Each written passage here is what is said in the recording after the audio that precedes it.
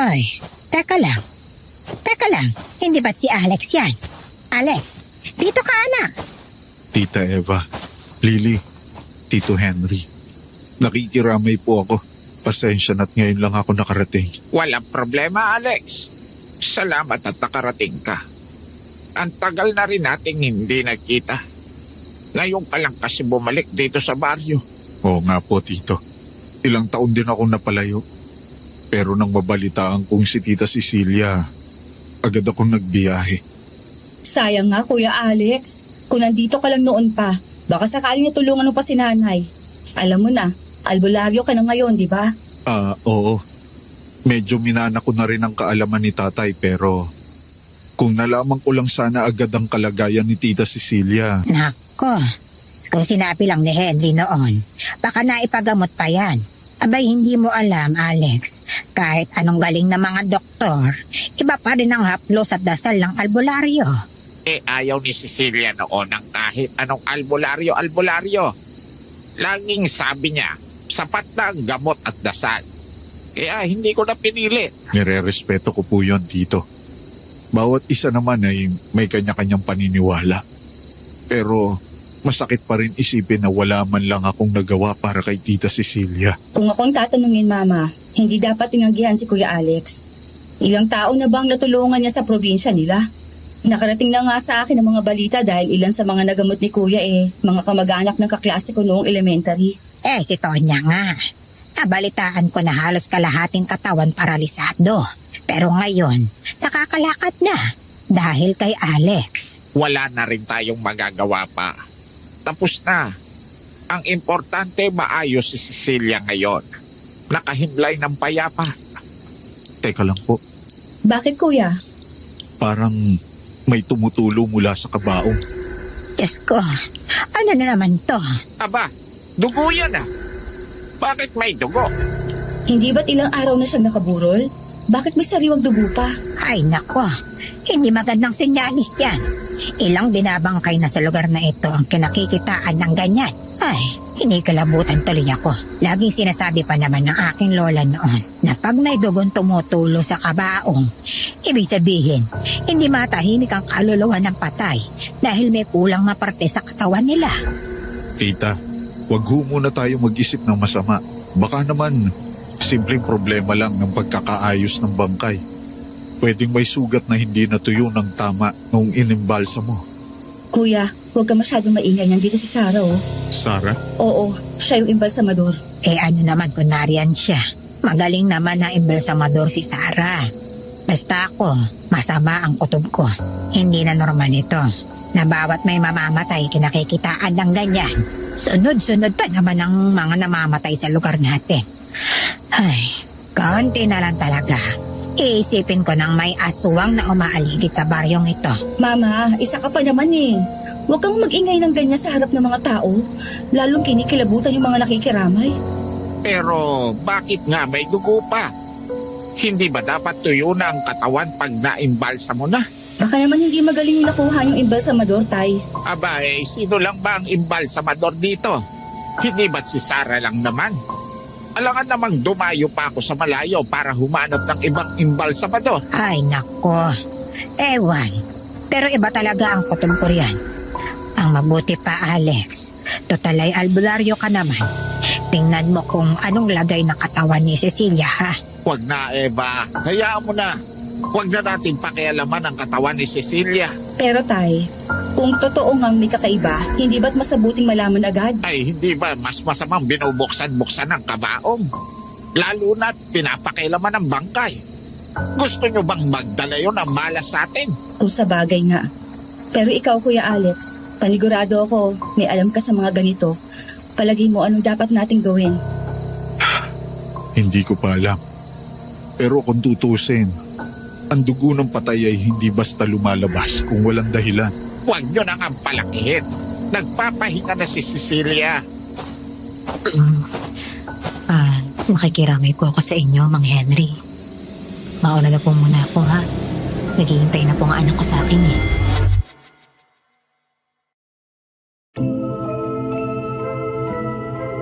Magandang araw po, Sir Jupiter.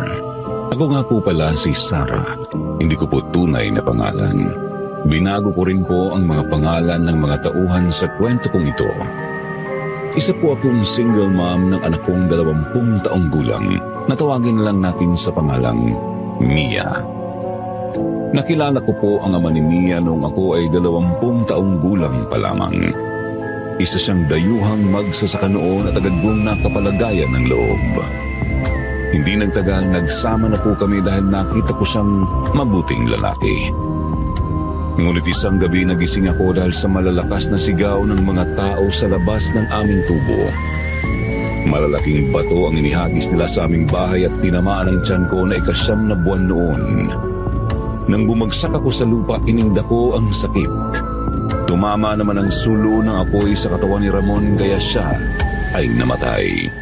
Matapos ang kahindik-hindik na pangyayaring yun, lumipat kami sa probinsya kasama ang aking anak. Gamit ang ipon namin, nagpasya kong magsimula ng negosyo at maging isang imbalsamador. Ngunit hindi doon natapos ang lahat ng aking paghihirap. Nang tumuntong si Mia sa 18 taon, nagkasakit siya ng malubha at hindi na nakapag-aral. Akala ko noon yun na ang sukdulan ng aking mga problema, Sir Jupiter. Ngunit hindi pa pala. Dahil mula nung makilala ko ang albularyong si Alex, maraming pagsubok pa ang kinaharap ko. At ito ang ikikwento ko sa inyo ngayon.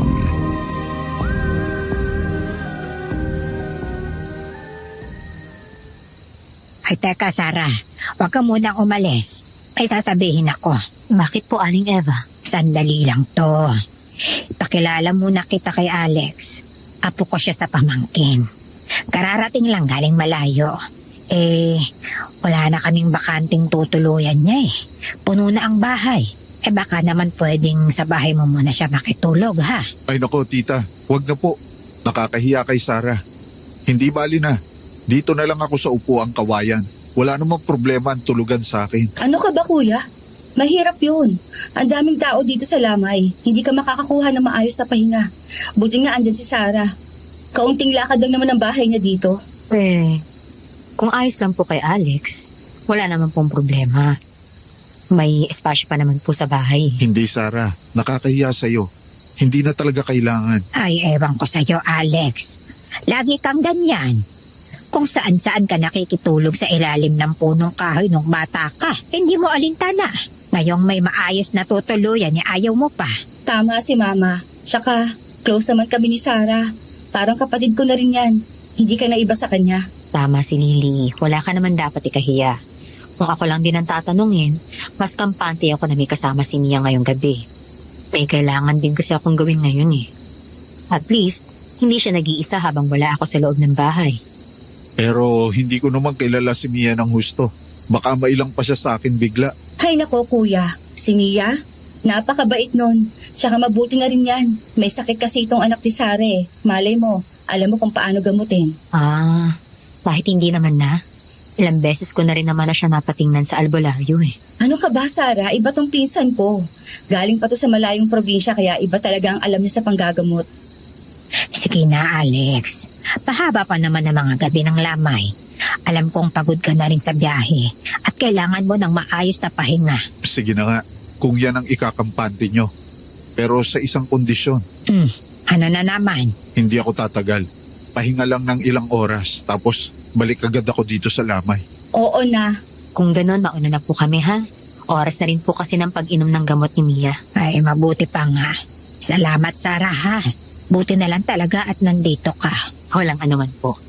Sige po, alis na po kami. Pasensya ka na Alex ha. Kung pinilit ka nila Aling Eva. Alam ko medyo nakakailang makituloy sa bahay nang hindi mo pa halos kakilala. Wala yun. Sa'yo nga ako nahihiya eh. Nagkaroon ka tuloy ng bisita nang wala sa oras. Wala namang problema doon. Alex, pwede ba ako magtanong? Oo naman. Totoo ba talaga na nakakapagpagaling ka ng may malulubhang sakit? Yung tipong wala nang pag-asa, kahit na ang mga doktor, wala nang magawa? Hindi ko masasabi na lahat, Sarah. May mga pagkakataon, oo, nakakaya. Pero hindi lahat ng sakit kayang tugunan ng dasal o gamot ng halaman. Minsan talagang tadhana na ang masusunod. Naiintindihan ko. Kasi si Mia, malubha na talaga ang sakit niya. Nahihirapan na siya makatayo lalo na ang maglakad ng matagal. Ang anak mo? Oo. Simula noong mag-18 siya, nagsimula na siyang humina. Madali siyang hingalin, inuubo gabi-gabi. At kahit anong gamot o payo ng doktor, lalo lang siyang nangangayayat. Hindi ko na nga siya mapabangon ng matagal eh. Alex, para bang dahan-dahan siyang nilulunod ng sarili niyang katawan. Tuberculosis? Oo. Parang ganun na nga. Noong una, sabi nila kaya pa raw. Pero tumagal ng tumagal, pumalat sa baga niya. Hanggang sa halos wala na siyang lakas. Ilang taon na siyang may sakit? 2 taon na. At sa 2 taon na yun, lahat na yata ng ipon ko, naubos ko na sa mga doktor, albularyo, kahit sino pa na pwede kong lapitan. Pero wala eh. Wala pa rin pagbabago. Kaya huminto na akong umasa. Hindi ka pa rin talaga huminto. Kung huminto ka, hindi mo ako tatanungin ngayon. Ay, siguro nga. Kasi minsan, pakiramdam ko, may mali sa ginagawa ko. Hindi ko alam kung sapat pa ba na araw-araw binabantayan ko lang siya sa higaan. Kasi pakiramdam ko, parang may kulang. Baka kailangan lang ng tamang oras, tamang lunas. Siguro nga. Ay, nandito na pala tayo. Huli ka.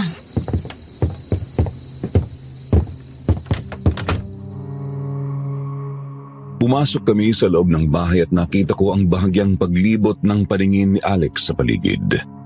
Pasimple pa siyang nagkusot ng ilong, malamang dahil sa kumakalat na amoy ng formalin. Agad akong napahiya, Sir Jupiter, kaya nagmadali akong pumunta sa silid sa likod ng bahay para ayusin ang ilang gamit ko doon. Dahil kadalasan doon tumatagas ang amoy. Pagkatapos muli akong bumalik sa kubo.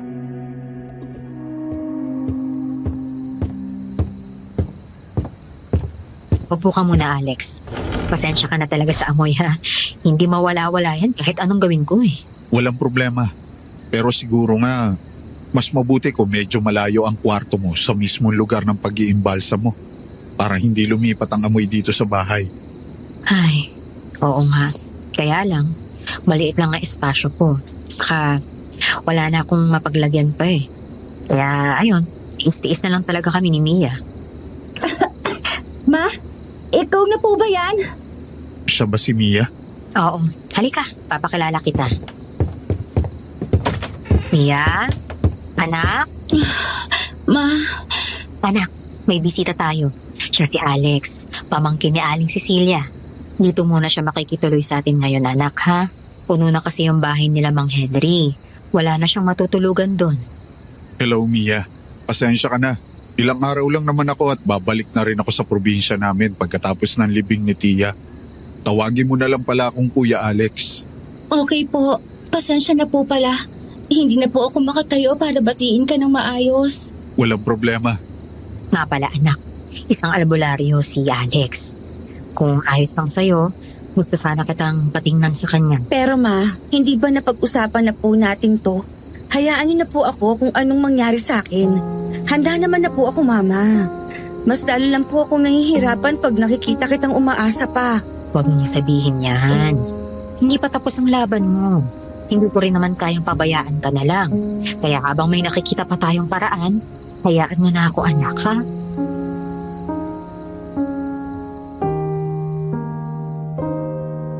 Sa sandaling yun, pinigil ko ang luha ko, Sir Jupiter. Tuwing naaalala ko ang pagkakataon noon, hindi ko lubusang maisip kung paano naming mag-ina nakayanan ang lahat. Hanggang ngayon, tandang-tanda ko pa rin ang pagkakaratay ni Mia sa higaan, ang kumot na nakapatong sa kanyang mga binti, at ang nangingilig niyang mga daliri at labi. Malayong malayo na ang itsura niya sa masiglang Mia noong siya ay nag-aaral pa.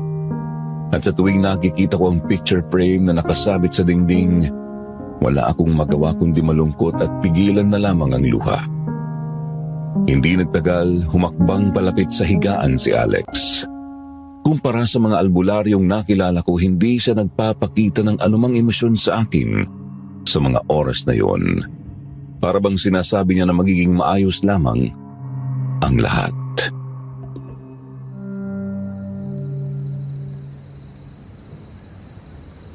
Pwede ko bang hawakan ng pulso mo, Mia? Opo. Ramdam ko ang panghihina ng katawan mo, Mia. Mahina na nga po ako. Para bang laging pagod kahit wala namang ginagawa. Ganyan talaga minsan. Pero tingnan mo, kahit mahina, lumalaban pa rin ang ngiti mo. Hindi lahat ng may sakit nagagawa yan. Sabi ko nga po kay Mama, baka nakakainis na ako kasi puro higa lang ang gawa ko maghapon. Huwag mong isipin yan, anak. Tama si mama mo. Alam mo ba, maraming tao ang mas matagal pang nakahiga kaysa sayo. Pero hindi sila kasintapang mo. Talaga po? Oo naman. At kung tutusin, maswerte ako at nakilala kita. Hindi lahat ng pasyente ko marunong ngumiti kahit may sakit. Ay, nakakapagod lang po kasi minsan. Parang laging mabigat ang dibdib ko. Mabigat? Sa bandang dibdib? Opo. Tapos madalas din ako nilalagnat sa gabi. Minsan nanginginig na parang ginikinaw. At yung mga daliri mo, nanginginig din. Opo. Lalo na pag sobrang pagod. Pero wala naman akong ginagawa para mapagod. Baka kasi panaginip mo, tumatakbo ka lagi. Kaya paggising mo, pagod ka na agad. Baka nga po. Ay nako, Alex, mahilig pa rin talagang magpatawa. Mas mabuti nang may konting tawanan kaysa puro lungkot. Para gumaan din ang pakiramdam mo. Ay, salamat po. Kahit sandali, parang nakalimutan ko may sakit ako. Ganun dapat. Kaya ngayon, tutulungan kitang mas gumang pa. Pero una, kailangan kong malaman lahat ng nararamdaman mo para magawa natin ang paraan. Sige, Mia, sabihin mo lang lahat ng nararamdaman mo. Kahit maliit na bagay, ha? Para hindi natin makaligtaan. Madalas po ako nilalagnat sa gabi. Sabi ko nga kanina. Tapos, minsan parang ang lamig-lamig ng mga paa ko kahit nakabalot sa kumot. Kumusta naman ang paghinga mo? Hindi ka na ba nahihirapang huminga? Kung minsan po, kinakapos ako ng hininga. May mga gamot pa rin ba siyang iniinom hanggang ngayon, Sarah? Ay, oo, pero napapansin ko na lalo siyang nahihirapan pag iniinom niya yun. Kaya pansamantala ko munang inihinto. Ganun ba? Hindi rin kasi lahat ay humihiyang sa mga gamot na tabletas. Kuya Alex, kakaiba po kayong albularyo. Bakit mo naman nasabi yan, Iha? Yung mga albularyo po kasing nilalapitan ni Mama para tingnan ako. Madalas natatakot po sa amin. Ha? Bakit naman? Ang sabi kasi ng isang albularyo dito sa amin, may masamang espiritu raw na lagi nagbabantay sa aming mag-ina. Sabi pa nila, yun daw ang rason bakit nagkakasakit si Mia. Sinubukan naman namin ipaalis yung kung ano mga espiritu na yon sa ibang albularyo pero marami ang hindi tumatanggap. Hindi naman kasi lahat kakayanang magtaboy ng mga masasamang nilalang sa mundo. May ibang albularyo na ang focus lang niya ay magpagaling ng may sakit. Ganun ka po ba, Kuya Alex? Hindi naman. Bukas naman ako sa ibang gawain basta alam kong kaya ko. Kung ganun, nararamdaman niyo rin po ba yung masamang espiritu na sinasabi nilang nagbabantay sa amin ni Nanay? Ang totoo niyan, Mia, hindi ko binabanggit ang mga ganyang bagay sa harap ng pasyente ko. Pero huwag kang mag-alala. Kung nararamdaman kong masama siya at nakakasama siya sa inyo, hindi naman ako basta tatalikod sa inyo. Susubukan nating alamin kung anong rason niya bakit nananatili siya sa inyo, okay? Okay po. O siya, sige. Ang mabuti pa, dito ka na muna. Magpahinga ka at gagawa ako ng alternatibong gamot na pwede mong subukan. Sige po. Salamat po, Kuya Alex. Walang anuman. O anak, dito ka na lang muna ha. Magluluto muna ako ng hapunan natin. Sige po, Mama. Napakatapang ng anak mo, Sarah. Maswerte ka. Naku, oo, sinabi mo pa. Tanga rin talaga ako sa bata na yan. Kahit alam kong hirap na hirap siya at gusto na lang niyang sumuko, pinipilit pa rin talaga niyang ipakita sa akin na hindi siya nahihirapan. Ganun naman siguro talaga kapag para sa mahal mo, hindi ba? Titiisin mo ang lahat para sa kanya. Ikaw, may pamilya ka na ba? Wala. Ang totoo, ni hindi pa man lang ako nagkakanobya. Oh, bakit naman? Ayaw mo bang mag-asawa? Hindi naman sa ayaw pero siguro hindi pa lang nadating ang tamang babae para sa akin. Kung sa bagay. Nga pala, dito ka matulog sa kabilang kwarto ha? Bakante talaga yan at pinatutuluyan ko ang mga bisita dyan. Mas kampante na kasi ako matulog katabi ni Mia. Para alam mo na, mabilis ko ring marinig kung may kailangan siya sa gabi. Sige, salamat.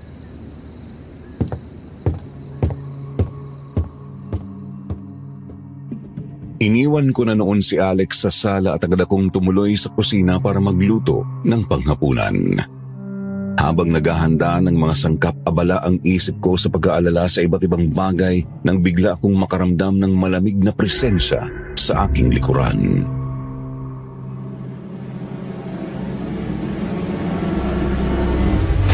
Mia, Alex, Diyos ko. Kala ko naman kung ano na.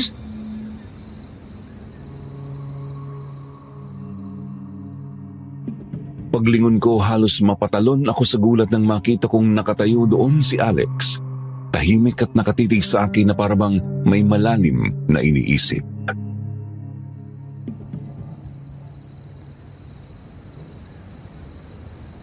Sorry. Nagulat yata kita. Ayos lang. May kailangan ka ba? Hindi. Wala naman akong kailangan. Ikaw, may nararamdaman ka ba? Nararamdaman? Anong ibig mo sabihin? Tungkol kay Mia.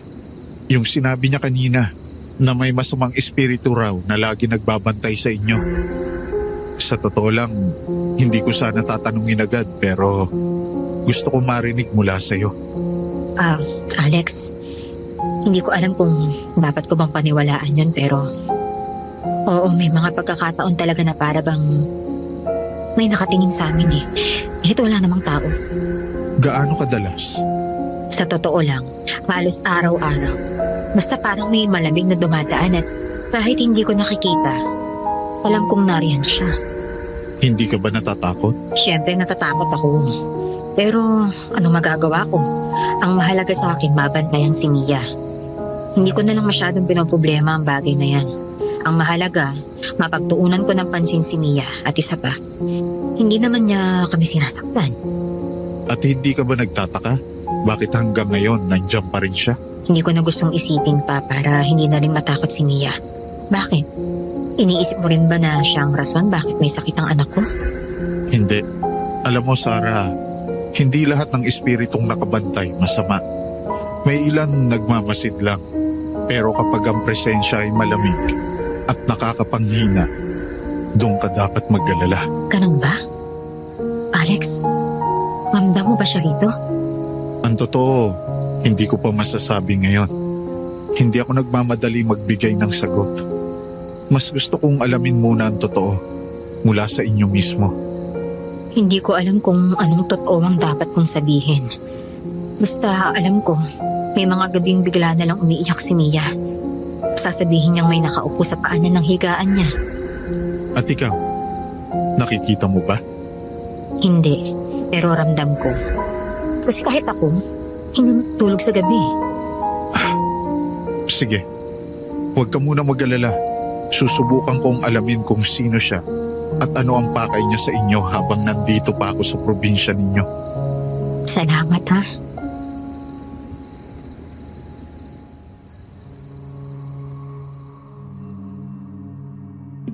Lumipas ang magdamag at naging tahimik naman ang lahat. Sa pagod ko na rin sa mga gawain araw-araw, mabilis lamang akong nakatulog at nagising nang pumatak na ang 5:00 ng umaga. Pagkagising ko, agad akong naghanda ng almusal. Sakto namang katatapos ko lang maghain ng may dumating na bangkay para ipaimbalsamo. Matapos kong asikasuhin at maipasok ang bangkay sa silid na pinagtatrabahuan ko, bumalik muna ako sa bahay para gisingin si Mia at pakainin. Kasagsagan ng pagpapakain ko sa kanya nang magising si Alex.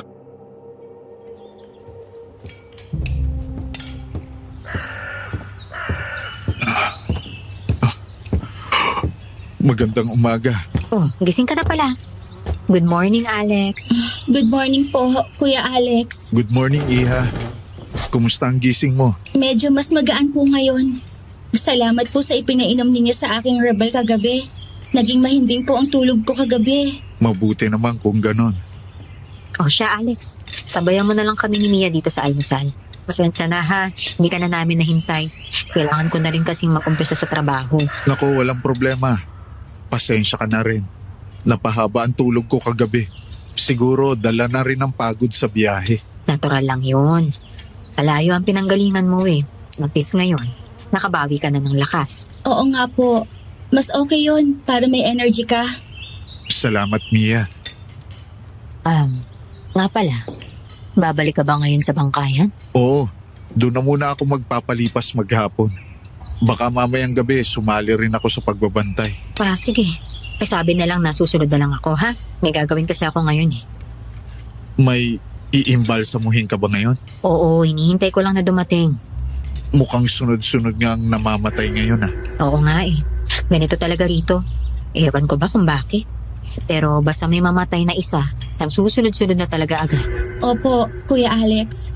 Noong nakaraang buwan po, namatay yung kapitan ng baryo pagkatapos nagsunod-sunod agad. Ngayon, sinimulan ni Lola Cecilia kaya paniguradong sunod-sunod na naman yan. Iniisip ko nga po, balang araw, paano kung ako naman ang susunod? Ano ka ba naman anak? Huwag ka naman mag-isip ng ganyan. Mia, huwag kang magsalita ng ganyan. Kadalasan, mas malakas sa Diyos ang mga mabubuting batang katulad mo. Kaya hanggang kaya mo pa, huwag kang panghinaan ng loob. Opo, tatandaan ko. Pasensya na, Ma. Ay, basta, huwag mo nang uulitin yon anak ha? Maliwanag ba yon? Opo, Sige na, paupo ka na muna rito sa sala. Manood ka kung gusto mo anak ha? Magtatrabaho na muna ako. Okay? sige po, Mama. Ako na po ang bahala.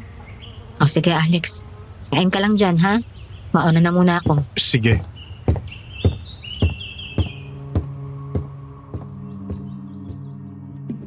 Sinimulan ko ang trabaho ng araw na yun, Sir Jupiter, gaya ng nakasanayan ko. Una kong inilabas ang mga gamit. Ang maliit kong mesa na may nakahanay na bote ng formalin, gunting, forceps, syringe at mga karayom. Pinakintab ko muna ang mga bakal na kasangkapan at pinunas ng alkohol. Tahimik ang paligid ng silid. Tanging ugong ng ventilador ang maririnig. Kinuha ko ang guwantes at sinuot, saka ako lumapit sa bangkay na nakahiga sa mesa. Unang hakbang, nilinis ko ang balat. Pinunasan ko ng koton na may antiseptic mula ulo hanggang paa. Pagkatapos maingat kong hinanap ang ugat sa leeg at braso. Doon ko ibinasok ang kemikal para palitan ang dugo at mapreserba ang katawan. May malamig na pakiramdam na dumikit sa balat ko habang inaabot ko ang syringe. Unti-unti kong in-inject ang formalin at pinanood ko kung paano nagiging mas matigas at maputla ang balat ng bangkay. Isa-isa kong sinunod ang tamang galaw. Parang ritual na kabisado ko na sa dami ng beses na ginawa ko yun. Kasunod noon, inayos ko ang mukha niya. Pinunasan ko ang labi. Inalis ang mga bakas ng pagkaputla at maingat kong isinara ang mga mata gamit ang maliliit na turok ng karayom at sinulid. Doon ako madalas tumagal kasi naniniwala akong kahit patay na, karapatan pa rin nilang magmukhang payapa sa huling pagkakataon. Nang matapos ang lahat, tinakpan ko ang bangkay ng malinis na kumot at huminga ng malalim. Di nagtagal, saktong katatapos ko lang maligo nang biglang dumating ang pamilya para kunin ang katawan. Nang mabayaran naman nila ako, agad akong bumalik kay Mia. Pinaliguan ko siya at pagkatapos mabihisan ay iniupo ko siya sa kanyang wheelchair. Nang makabihis na kaming mag-ina, agad kaming pumunta kina Mang Henry.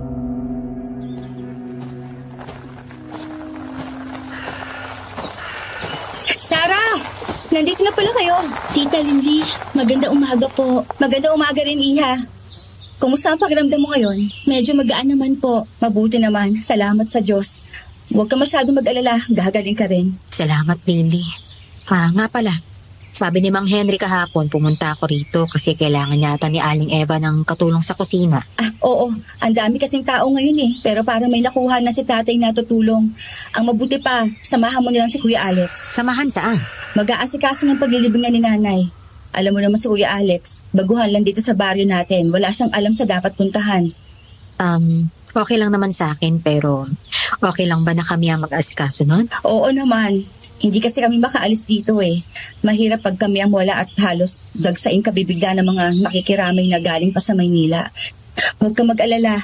Si Mia, pwede naman siya magpahinga sa kwarto ko. Sige po, tita. Sigurado ka ba? Ayos ka lang dito? Oo naman po. Saka nag-promise din sa akin si Tita Lily na paihiramin niya ako ngayon ng cellphone. Oo, Mia. Ako ang bahala sa'yo. Okay, sige.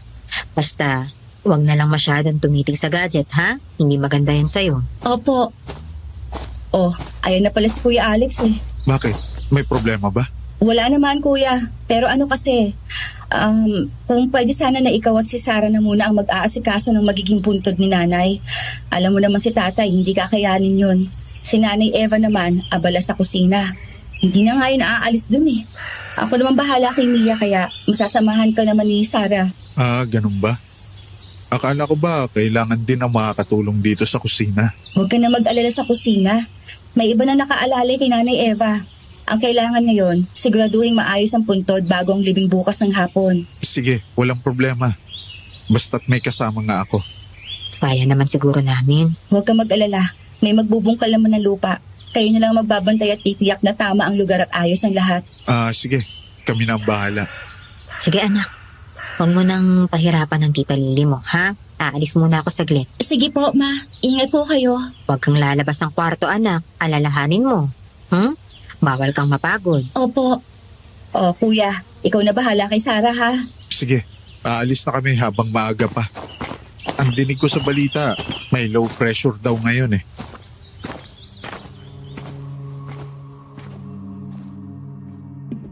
Umalis kami noong araw na yon, Sir Jupiter, na hindi ko man lang iniisip ang mga maaaring mangyari.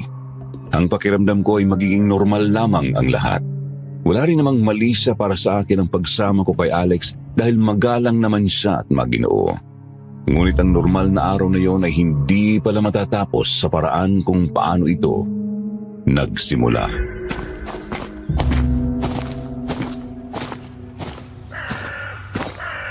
Sanay ka na ba talaga sa ginagawa mo, Sarah? Parang mabigat na trabaho yan para sa isang babae. Lalo na kung iisa ka lang. Sanay naman na ako, Alex. Ilang taong ko na rin ginagawa to. Kaya parang normal na lang sa akin ang trabahong ginagawa ko araw-araw. Pero hindi ka ba nahihirapan na mag-isa? Ayaw mo bang kumuha ng helper? Kailangan ko kasi ang pera. Kung kuha pa ako ng babayaran, mababawasan ang kinikita ko. Naiintindihan ko. Pero hindi ka ba natatakot? Alam mo na, mag-isa mong inaasikaso ang isang bangkay. Pagkatapos mag-isa mo pang gagawin lahat. Noong una, oo. Nakakapanginig nga sa takot eh. Pero kalaunan, wala naman akong choice. Kailangan ko kayanin para kay Mia. Dito ako kumikita ng maayos eh. Para masuportahan lahat-lahat ng pangangailangan niya. Kung sa bagay.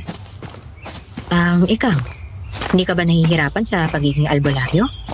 I mean, ang sabi nila, ang mga albularyo daw, kung gaano kagaling magpagaling ng malulubhang sakit, hindi nila kayang gamutin ang mahal nila sa buhay. Totoo. At yan nga siguro ang dahilan kung bakit hindi pa ako nakakabuo ng pamilya. Alam mo, mapait ang buhay. Madalas ang bagay na kinatatakutan natin ang ibinibigay sa atin.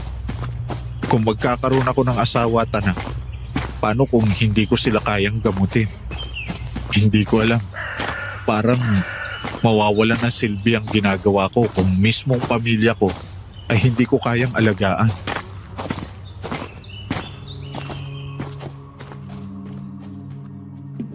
Hindi na ako nakasagot noon, Sir Jupiter. Sakto namang may dumaan na sasakyan papunta sa bayan kaya't nanahimik na lang kami sa buong biyahe. Pagdating namin, sinimulan na naming asikasuhin ang mga utos ni Lily para sa paglilibing ni Aling Cecilia. Hindi naman kami nahirapan dahil maayos ang lahat ng papeles niya. Nang makausap namin ang may-ari ng lupa, agad din kaming dinala sa lugar kung saan ipipwesto ang nicho.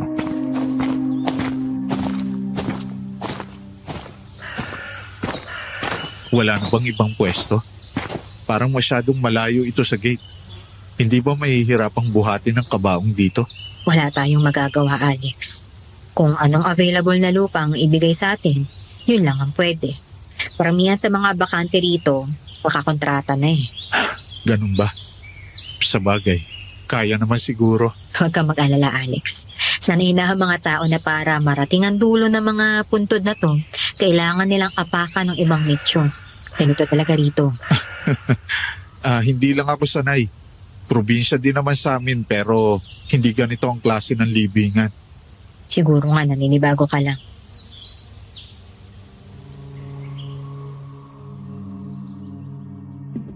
Matapos masikaso ang lahat, umalis na agad kami doon dahil nagdidilim na rin ang kalangitan. Sa biyahe, hindi pa man kami nakakalayo sa bayan ay bigla nang bumuhos ang malakas na ulan. Sa sobrang lakas, tumaas ang tubig sa daraanan naming ilog papunta sa bahay ni Lily. Dahil hindi na rin kakayanin ng tricycle, wala kaming nagawa kundi takbuhin na lamang ang daan papunta sa bahay.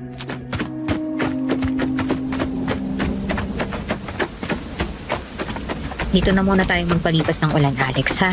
Baka kahit tayo ay hindi na makatawid sa lakas ng agos eh. Oo nga, ang bilis lumaki ng tubig. Parang saglit lang, binaha na agad. Ganyan dito kapag malakas ang ulan, biglang tataas ang ilog. Kaya bihira rin ako lumalabas kapag may paparating na bagyo. Mabuti na nga lang din at nakalagpas na ng tulay itong bahay. Kaya maayos na nakarating naman ng mga bangkay pag magpapaimbalsa mo. Mabuti nga pala at malapit na ang bahay nyo. Kung hindi, baka nasa daan pa rin tayo ngayon, basang-basa. Basang-basa rin naman tayo, oh. Nakitamit ko, dumidikit na sa balat. Oo nga, baka magkasakit ka niyan. May tuwalya ka ba? Meron sa loob. Sige, pasok ka na muna. Ang tahimik talaga dito. Ibang-iba sa bahay ni Lily. Doon, parang palengke sa dami ng tao. Sanay na ako sa tahimik. Kahit nga minsan nakakatakot ang katahimikan. Mas kampante ako rito. Bakit naman nakakatakot? Ewan ko, parang mas naririnig ko kasi ang sarili kong iniisip. At minsan, ayoko marinig. Di ba minsan may mga ganun pagkakataon na sarili lang din natin na nagpaibigay ng takot sa atin. Ewan, baka ako lang naman ang ganun. Naiintindihan naman kita. Hindi ko lang inakalang may ganitong side ka rin. Bakit? Ano bang akala mo sa akin? Wala naman.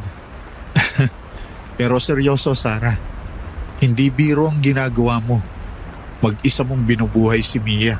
Nag-iimbalsa mo ka pa. Tapos ikaw ang nag-aasikaso ng lahat. Hindi lahat kaya yan. Wala naman akong choice, Alex. Kung hindi ako kikilos, sino pa?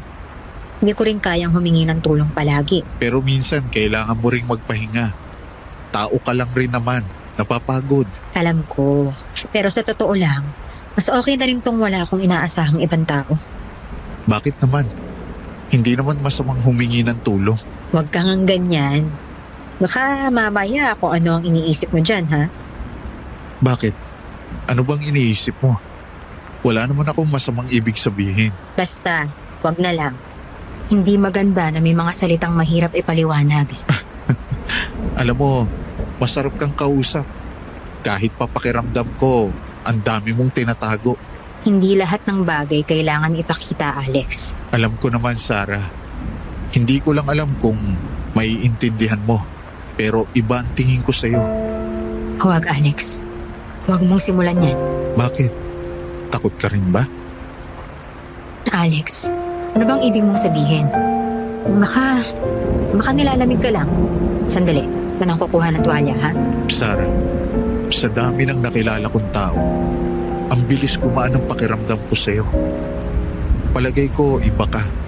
May bigat, may tapang, pero may lambing din.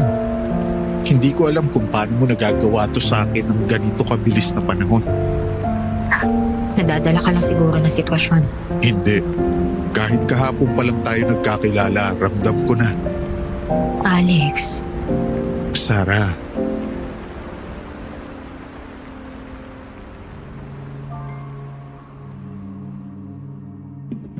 Mariin akong napalunok noon, Sir Jupiter. Hindi ko alam noon kung ano ang dapat kong gawin. Matagal na rin mula nang huli akong makasama ng lalaki. Isang lalaking kahit sandaling nagparamdam ng pagmamahal. Kung hindi ko nakita si Alex noon bilang mabuting lalaki, baka naisip ko na panandalian lang yun at lilipas din. Pero hindi ganoon. Mali na gamitin ang pagiging mag-isa niya para sa pansarili kong pangangailangan. Bagaman gumakabog ang dibdib ko dahil sa bigat ng desisyon, nanginginig ang mga kamay ko nang humakbang ako palayo sa kanya. Huminga ako ng malalim at nagsalita upang pigilin siya sa kanyang balak.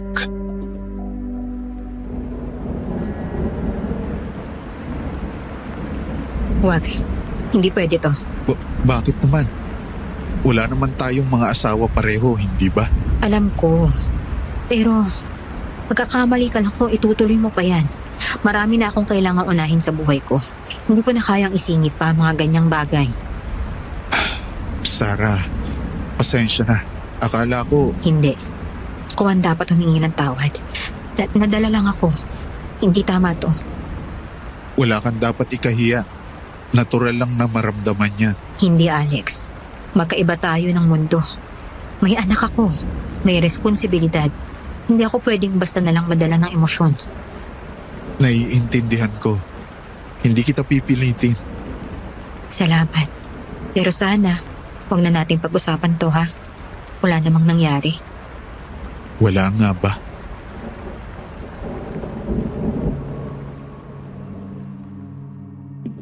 Pinalibutan kami ng nakabibinging katahimikan matapos ang eksenang yun.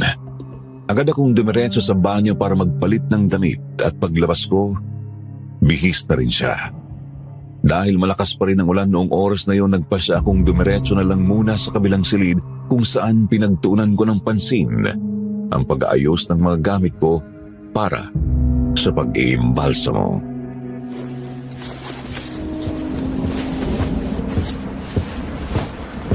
Sarah, Oh, Alex, bakit nandito ka? pasensya ka na kanina. Akala ko kasi posible na pareho tayo ng nararamdaman noong oras na yon. Pasensya na. Nadala lang ako ng sarili ko. Hayaan mo na.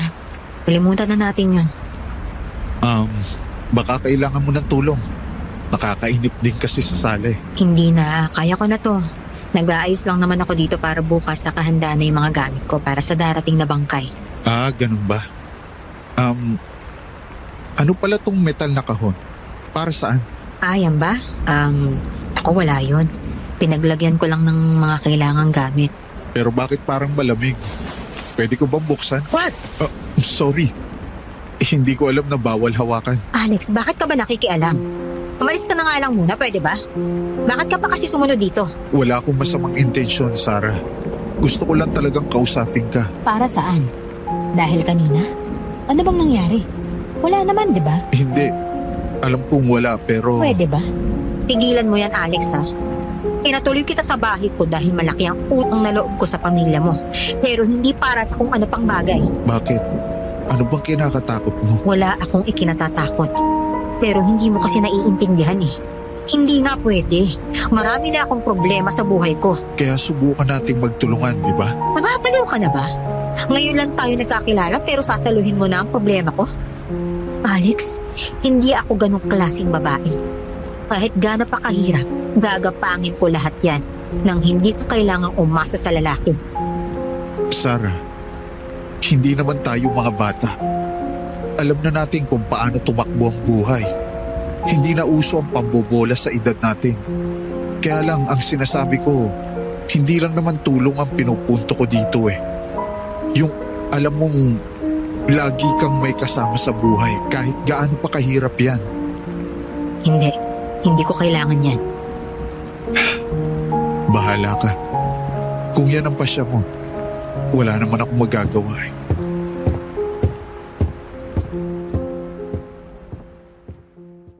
Umalis siya ng silid, Sir Jupiter, at napahawak na lamang ako sa aking ulo.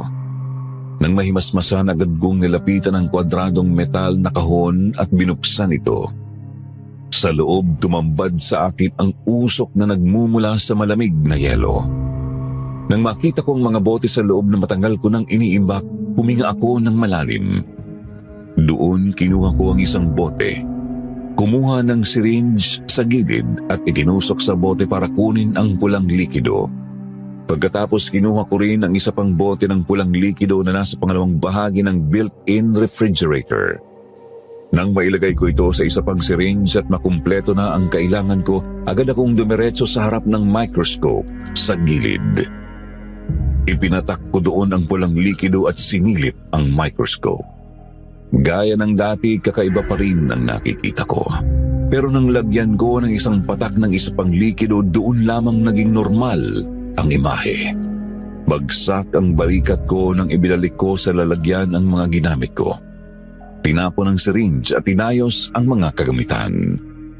Sakto namang tumila na rin ang ulan kaya nagawa na naming makapunta sa bangkayan ni Alex.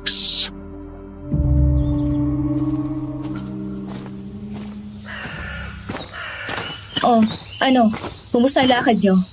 Inaabot kayo ng ulan, panigurado. Saan kayo nagpalipas ng ulan? Sa bahay kami nagpalipas ng ulan. Hindi na kasi kayang tawirin yung ilog eh. Buti na lang kanina hanggang paan na lang yung baha, kaya ayun, tawid na rin kami. Ah, ganun ba? Mabuti at hindi kayo nagpilit lumusong. Nga pala. Tungkol naman sa puntod, ayos na ang lahat Nakapili na kami ng lupa.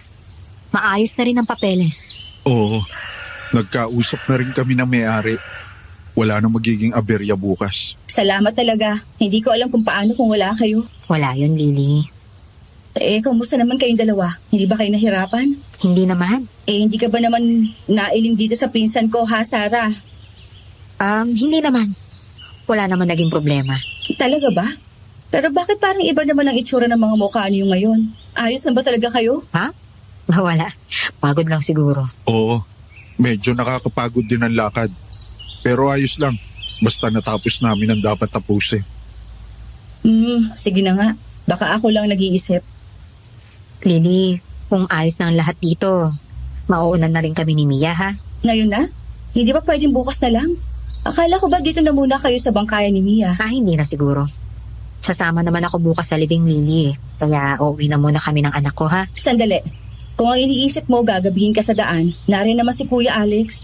Pag uwi niyo, magkakasama na kayo umuwi, hindi ba? Naku, hindi na. Mauuna na kami ni Mia. Kung yun ang gusto ni Sarah, hayaan mo muna siya, Lily. Oh, nandito pala kayo. Narinig ko, ayos na raw ang lahat. Opo, Mang Henry. Naasikaso na po namin lahat para bukas. Maayos na po ang puntod. Pwede na pong ilibing si Aling Alicia. Salamat sa inyong dalawa. Malaking ginhawa sa amin ito. Hindi ko na rin kaya mag-asikaso ng ganon. Totoo yun. Salamat talaga, Sarah. Alex, hindi biro ang panahon ngayon. Tapos kayo pa ang umalalay. Wala pong anuman, Aling Eva. Oo nga po, maliit na bagay lang. Maliit. Nako, sa amin malaki yon. Kaya wag kayo mahihiyang dumaan dito kung may kailangan kayo, ha? Salamat po, pero siguro uuwi na rin kami ni Mia. Sandali, hindi na ba kayo mapipigilan? Umuulan, iha. Hindi ba't mahihirapan kayong maglakad pa uwi? Ihahatid ko na lang po sila, Aling Eva. Naku, hindi na kailangan. Hayaan mo na ako, Sarah. Pakiusap. Malakas pa rin ang tubig sa ilog. Baka pumapapano kayo pa uwi. Aalis din naman ako agad. Ihahatid ko lang kayo. Oo nga naman, Sarah. Aalalayan niya kayo ni Mia sa daan.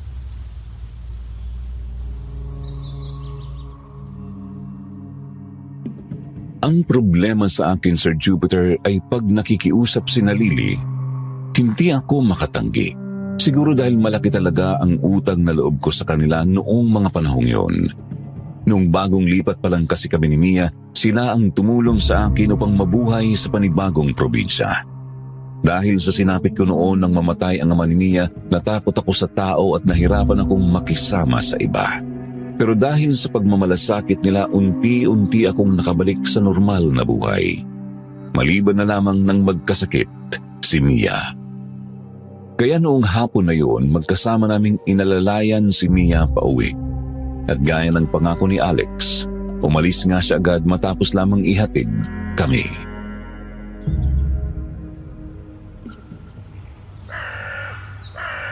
Sandali, Alex. Ano yun? Pasensya ka na rin sa akin kanina ha. Hindi ko naman gusto na ipagtabuyan ka eh. Sana okay pa rin tayo. Pero kasi, may mga suliranin ako na mas mabuti nang hindi madadamay ang taong katulad mo. Hindi kita maintindihan, Sarah. Pero hindi kita pipiliting ipaunawa sa akin. Salamat. Sige, mauna na ako. Ma, Bakit anak? May kailangan ka ba? kanina, parang napapansin ko yung tingin mo kay Kuya Alex. Parang biglang may nag-iba. May gusto ka po ba sa kanya? Ano ka ba anak? Huwag kang magbiro ng ganyan. Hindi ako nagbibiro, Ma. Ang ibig ko pong sabihin, kung sakali lang naman, okay lang naman sa akin eh. Hindi ko naman ikagagalit kung sakaling magustuhan mo si Kuya Alex. Bukod sa mukhang mabait siya, maalaga pa. Mia, hindi ganun kadali yun. Minsan ang tao kailangan ng taon para makilala. Sino ba nagsabi na yan ng standard, Mama? Masasayang lang ang oras kung gugugulin natin sa pagkilala sa tao. Minsan, kahit maayos siya talaga, pagdating sa dulo sadyang nagbabago. Kaya bakit hindi subukan habang ngayon na alam mong mabuti siya? Kailangan ba laging sigurado, Mama? Hindi ako basta pwedeng magbukas ng puso, anak. Pero Ma, bakit hindi? Lagi kitang nakikitang pagod. Lagi kang nag-iisa. Minsan naiisip ko, baka kailangan mo rin ng kasama na mag-aalaga sa'yo. Hindi lang puro ikaw ang nag-aalaga sa akin. Anak, ikaw lang ang iniintindi ko. Sa'yo ako nakafocus. Lahat ng ginagawa ko para sa'yo. Naiintindihan ko po yun, Ma. Pero, hindi ba mas lalo kang lalakas kung may taong sumusuporta sa'yo? Hindi ba mas magiging magaan kung may makakasama ka? Baka totoo ang sinasabi mo pero, anak, iba ang sitwasyon natin. May mga bagay sa buhay na mas mabuting hindi na malaman pa o madamay ang ibang tao.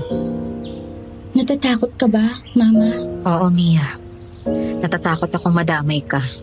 Natatakot akong baka masaktan ka kung sakaling magkamali ako ng pinasok sa buhay natin. Hindi ko kayang isugal ang kapakanan mo. Pero Ma, hindi mo kailangang laging isakripisyo ang sarili mo para sa akin. Kung mahal ka talaga ng isang tao, mamahalin na rin ako. Hindi ba ganun dapat? Anak, sobrang bata ka pa pero ang bigat ng mga salita mo. Hindi mo alam kung gaano ako natutuwa at nasasaktan sa sinasabi mo ngayon. Alam ko, Ma. Alam kong hirap ka na po sa akin. At kahit hindi mo sabihin, nakikita ko yun. Kaya lang, ayokong isipin mo na ako ang dahilan kung bakit hindi ka na pwedeng maging masaya. Hindi anak. Huwag mong iisipin na hadlang ka sa kaligayahan ko, ha? Butaw ang kaligayahan ko. Kung sakali man na hindi na ako magmahal muli, hindi dahil sa'yo, o hindi dahil pinili kong mas mahalin ka. Pero, Ma, Ikaw ang mundo ko, Mia. Matanggat kasama kita. Sapat na sa akin yun. lagi po akong nasa tabi mo, Ma. Pero sana, kapag dumating yung panahon na handa ka na ulit magmahal, huwag mong isarado ang puso mo. Ewan ko, anak. Baka hindi na talaga. Pero salamat, ha? Dahil kahit bata ka pa, naiisip mo ang kaligayahan ko. Kasi mahal kita, Ma. Ayokong nakikita ka mag-isa. Mahal din kita, Mia. Ikaw ang lakas ko. Ikaw ang dahilan kung bakit hindi ako sumusuko.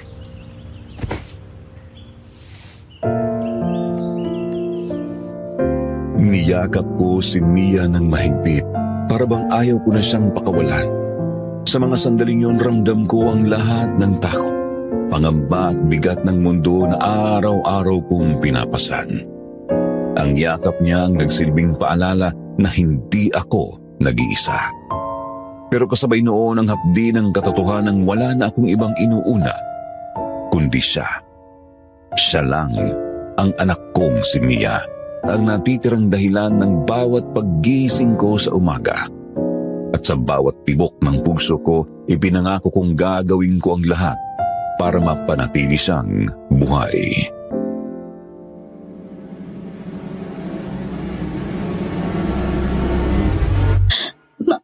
Mia? Anak? Bakit? Anong nararamdaman mo? Hindi ako makahinga.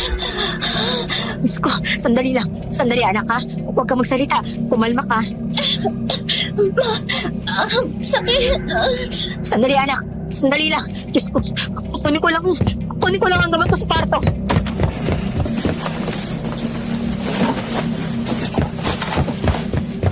Mia, anak, eto, inumin mo ang gamot mo.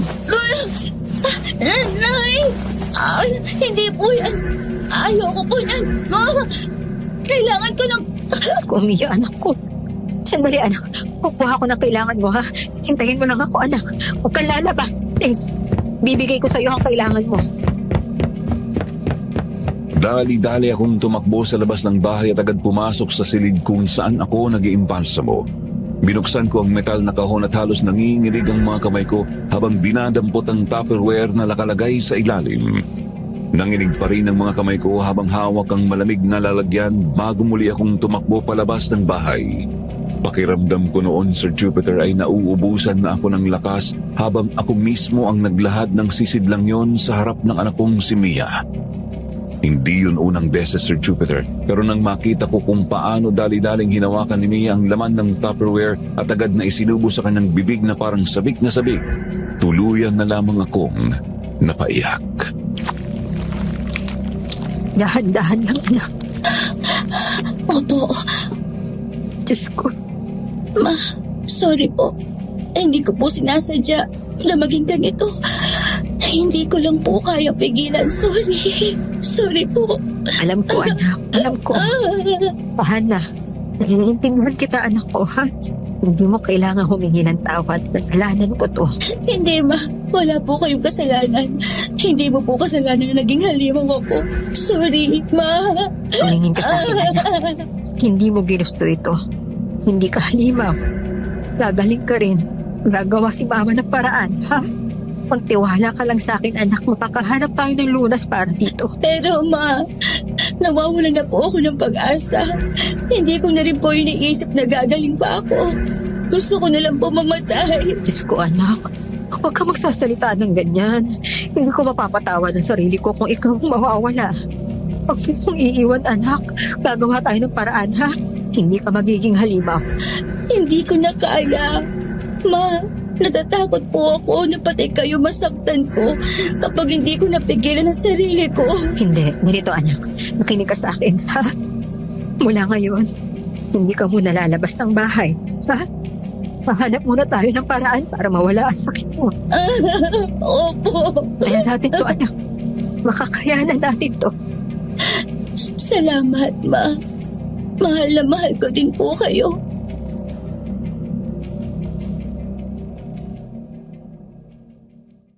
Ano nga ba ang magagawa ng isang ina kung ang anak na walang kamuwang-muwang sa mundo ang nakasalo ng isang pagsubok na hindi kayang tanggapin ng marami? Aaminin ko, Sir Jupiter, alam ko kung ano ang nangyayari sa katawan ng anak ko. Pero sa puntong yon, para makasurvive sa mga pinagdadaanan, kailangan kong isipin na may iba pang solusyon upang maging normal ang lahat. Ngunit sa araw na yon, matapos kong malinisan si Mia at maipasok sa kwarto, nagulat ako nang matagpuan ko si Alex. Tahimik na nakasandal sa gilid ng bahay. Malalim ang iniisip at nang humarap siya sa akin, malungkot ang kanyang mga mata.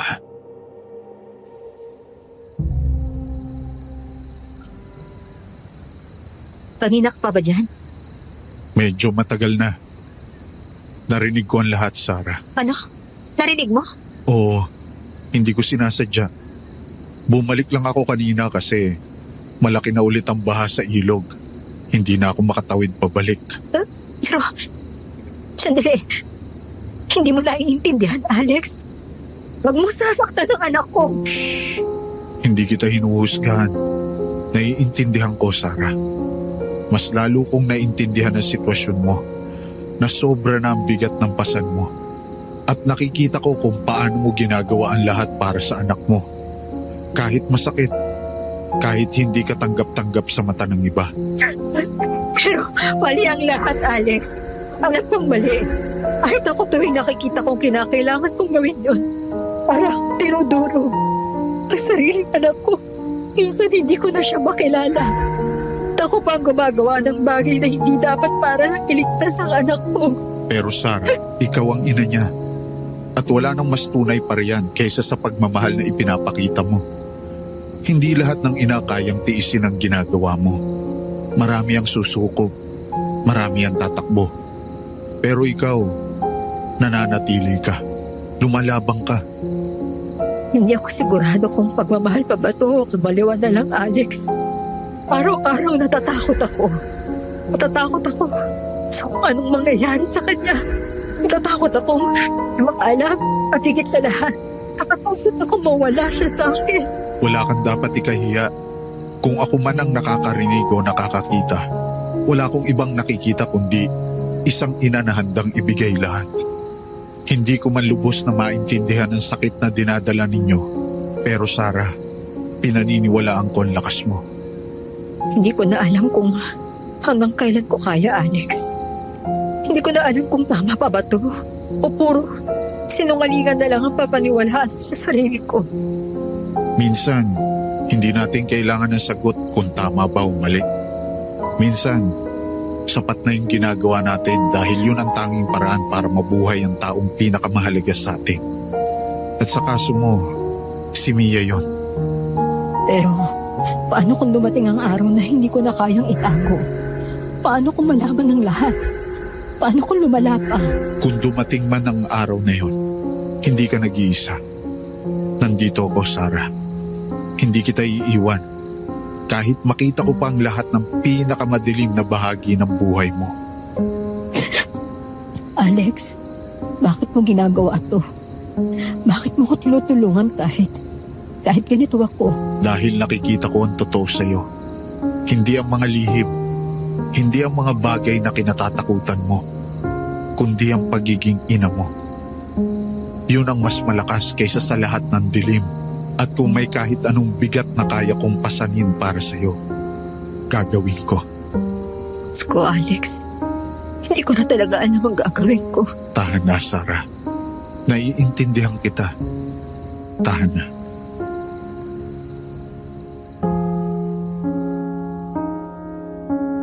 Sa pagkakataong yun, Sir Jupiter, hinayaan kong bumigay ang sarili ko. At para bang sobrang gaan ng pakiramdam. Hindi man nasabi lahat ng iniisip ko sa buhay, para bang bigla akong nakatagpo ng kakampi. Taong nagsasabi sa akin na may tama sa ginagawa ko, na may katwiran ang mga nangyayari sa aking buhay. Hindi ko na nga maalala kung kailan ang huling beses na naramdaman ko yun, Sir Jupiter. Kaya naman sa sandaling yun, labis akong nagpasalamat at alam kong hinding-hindi ito mawawala sa aking alaala. Ilang oras ang lumipas bago ako tuluyang tumahan sa pag-iyak. Sa labas ng bahay nakaupo kami sa mahabang kawayang bangko, nakatingin sa maulap at madilim na langit.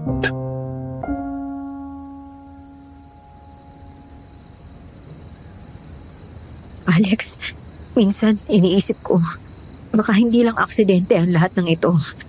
Baka may pinagmulan. Anong ibig mo sabihin? Si Ramon, ang asawa ko, ang ama ni Mia. Namatay siya sa sunog. Pero bago pa yun, may mga bulong-bulungan na sa baryo na siya raw ang dahilan ng mga sunod-sunod na pagkamatay noon. Paano?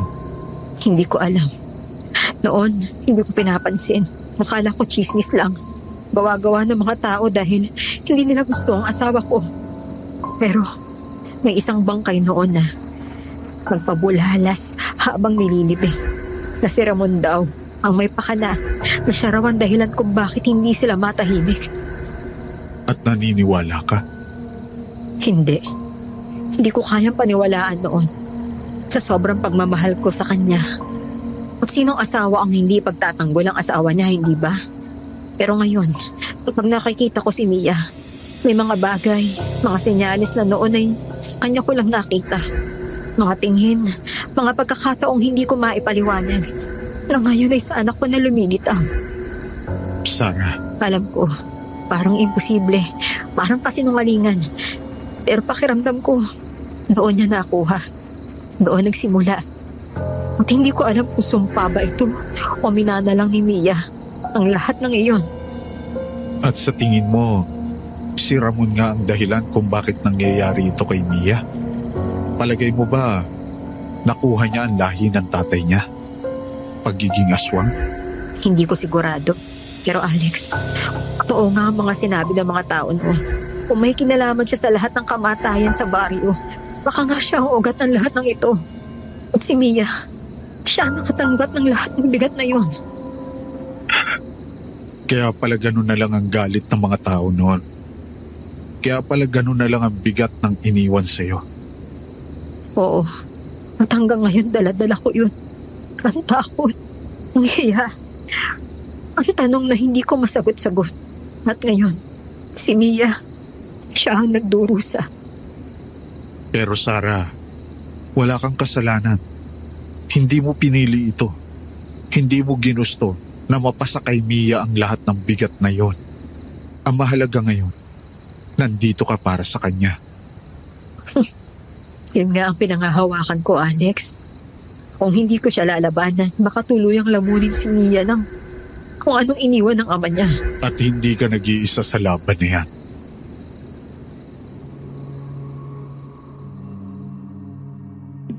Kinabukasan, Sir Jupiter, tila mas mabigat pa ang simoy ng hangin kaysa sa nakaraang gabi. Habang dahan-dahang sumisilip ang araw sa likod ng mga bundok, ramdam ko ang kakaibang katahimikan ng paligid. Parang may tinatabing sekreto ang baryo. Sa bawat huni ng ibon, sa bawat ihip ng hangin, may kasamang paalala na hindi pa tapos ang lahat. Pagbangon ko mula sa mahabang gabi, alam kong panibagong yugto na naman ang kakaharapin naming mag-ina. Ngunit hindi pa man ako tuluyang nakakatayo nang bigla kong marinig ang malakas na katok sa pintuan. Pagbukas ko, bumungad si Lily, namumugto ang mga mata. Halos hindi makahinga sa pag-ikbi.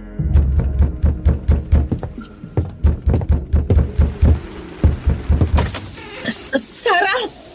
Sarah! Nandiyan ba si Kuya Alex? Tulungan niyo kami! Si Tatay Henry! Inatake siya! Sandali, gigisingin ko lang siya. Alex? Alex, gising. Nandito si Lily. Inatake raw sa puso si Mang Henry. Ano? Sige, sandali. Susunod na ako. Lily, palabas na siya. Ano bang nangyari? Hindi ko na alam. Basta bigla na lang siyang bumagsak kanina habang nag-aalmusal. Halika na, Lily. Pumunta na tayo sa inyo. Dito ka na lang muna, Sarah. Babalitaan na lang kita sa nangyari. Kailangan hindi mo maiwan si Mia ngayon. Okay, sige. Salamat.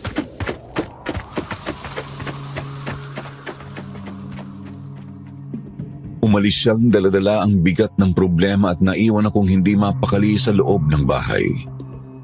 Lumipas ang mga oras pero hindi pa rin dumating si Alex. Hindi ako mapalagay. Naglalakad ako ng paikot. Nanginginig ang mga kamay kong magkasiklop. Paulit-ulit kong tinitingnan ang pinto, umaasang papasok siya na may magandang balita. Ngunit nang sumapit ang hapon, sa wakas bumukas ang pinto. At doon, Sir Jupiter, natigilan ako. Bumungad si Alex at sa mga bisig niya, buhat-buhat niya ang katawan ni Mang Henry. Maputla ang mukha, nakapikit na parabang mahimbing na natutulog. Pero alam kong hindi na siya muling magigising pa.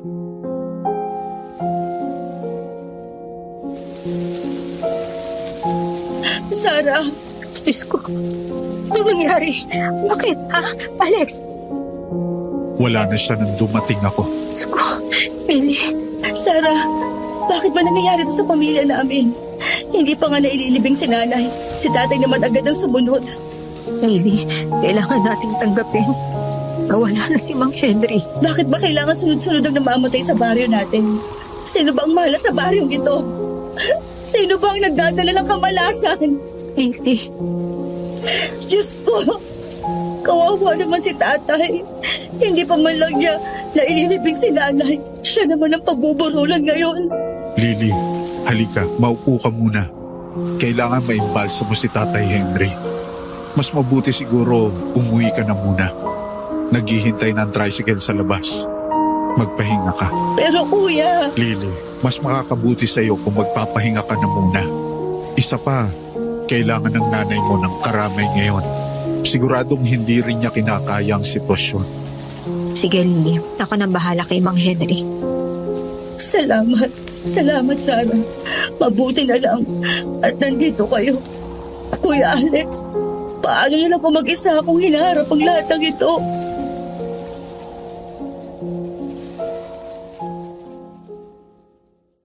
Umalis noon si Lily kaya't naiwan muli si Alex sa bahay. Dinala niya ang katawan ni Mang Henry sa silid sa labas at matapos kong magpaalam saglit kay Mia, agad din akong sumunod. Pagpasok ko roon, agad kong nasilay ng lungkot sa mga mata ni Alex. Alam kong labis din siyang nasasaktan. Tinuring niya si Mang Henry na parang tunay na ama at alam halos ng buong baryo kung gaano kabuti at kaalalahanin ang taong yun.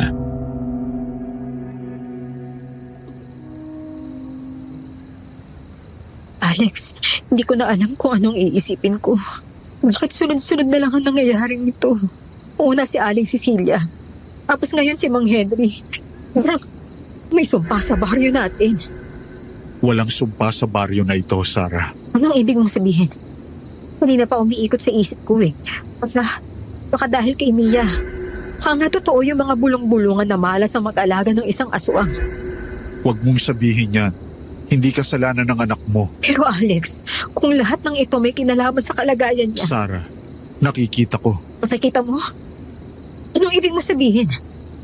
Mula pa noong unang nakita kita sa bangkayan, may itim na aninong laging nakasunod sa inyo ni Mia. Hindi ko agad sinabi kasi baka isipin mong nababaliw ako. Pero bawat hakbang mo, bawat galaw niya, may nakadikit na nilalang na hindi ko maipaliwanag. Itim na anino? Alex, huwag mo naman akong takutin, oh. Kala ko ba hindi ka naniniwala na masama ang anino na yon? Hindi ko gusto na takutin ka. At nung una akala ko wala naman siyang ginagawang masama dahil hindi naman niya kayo sinasaktan. Sigurado rin ako na hindi siya ang rason ng lahat ng nangyayari kay Mia. Pero ngayon, alam ko na. Ang aninong yon ay may kinalaman sa mga sunod-sunod na kamatayan sa baryo. Hindi si Mia, hindi ikaw, kundi ang nilalang na iyon.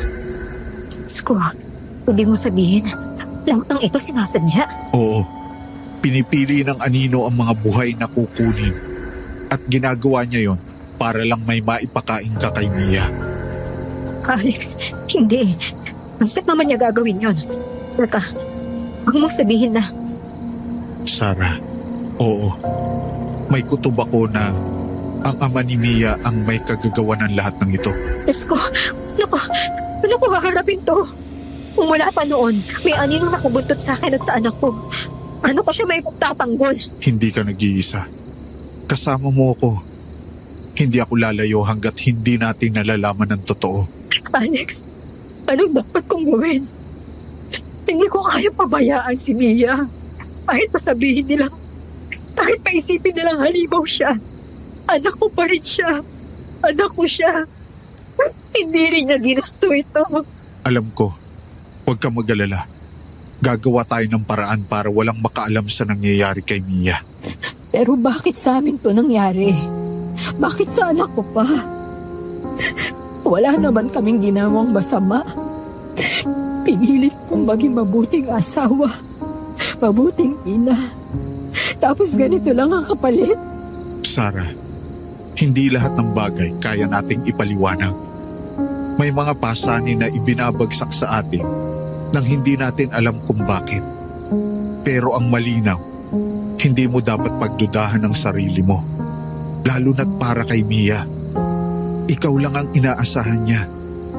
Sabi nila, mas mabuti para kung hinayaan ko na lang siya. Kung tinanggap ko na lang na mamamatay siya noon. Pero, Alex, hindi ko kaya. Hindi ko kayang mawala siya. At hindi mo kailangang gawin yon. Walang ina ang dapat pumili kung kanino siya magiging tapat. Sa anak ba niya o sa mata ng ibang tao? Alam ko, Sarah, mahal na mahal mo si Mia. Kita ko sa bawat galaw mo, sa bawat desisyon mo. Kaya kahit gaano pa kahirap, Kahit gaano karumi o kahindik-hindik para sa iba, hindi ka masamang ina. Pero hanggang kailan? Hanggang saan ko kayang dalhin to? Natakot ako, Alex. Natatakot ako na balang araw wala na akong magawa para pigilan siya. Hanggang may hininga ka, Sarah. Hanggang kaya mong ipaglaban. At kung dumating man ang araw na iyon, huwag mong kalimutan na hindi ka nag-iisa. Kasama mo ko. Salamat, Alex. Hindi mo alam kung bakit ko ito kailangan marinig. Sa ngayon, mas mabuti na wag na nga muna si Mia lumabas ng bahay. May kutob ako na kaunti na lang ay hindi na niya makokontrol ang sarili niya. Kaya't habang may oras pa tayo, kailangan na nating makaisip ng paraan. Alex, pinag-aaralan ko ang dugo ng anak ko. Tingnan mo yung metal na box. Nandyan lahat ng ginagamit ko para humanap ng lunas. Pero sa 2 taon, wala akong mahanap na sagot. Pero may nalaman ako. Pag pinaghalo ang dugo ng normal na tao at ang katawan niya, namamatay ang kanyang dugo. Kung ganoon, hindi yan ang paraang kailangan natin. Ang dugo ng tao ay pampalipas gutom lamang. Pero hindi nito magagamot ang nangyayari sa katawan niya. Anong gagawin ko? Susubukan kong gumawa ng panibagong gamot. Sige, ituloy mo na ang pag-iimbalsa mo. Ako naman ay sisimulan ko na ang paggawa ng gamot. Sige.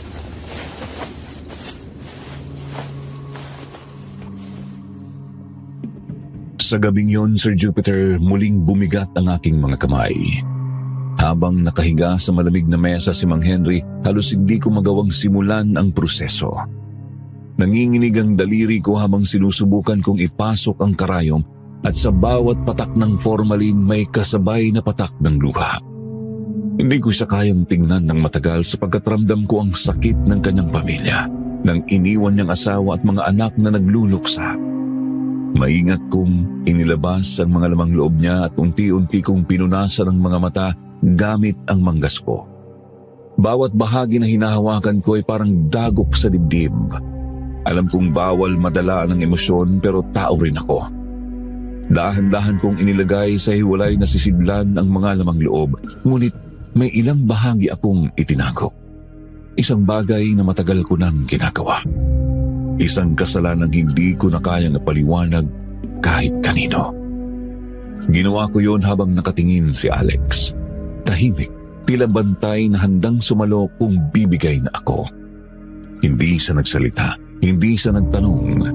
Tahimik lang siyang tumango sa akin. Hindi nagtagal, dumating ang mga kamag-anak ni Mang Henry upang kunin ang kanyang pangkahi. Tahimik lamang akong nakatingin habang isa-isang naglapitan ang mga kalalakihan upang buhatin siya palabas ng silid. Ramdam ko pa ang bigat sa dibdib ngunit wala akong nagawa kundi ang magpaalam.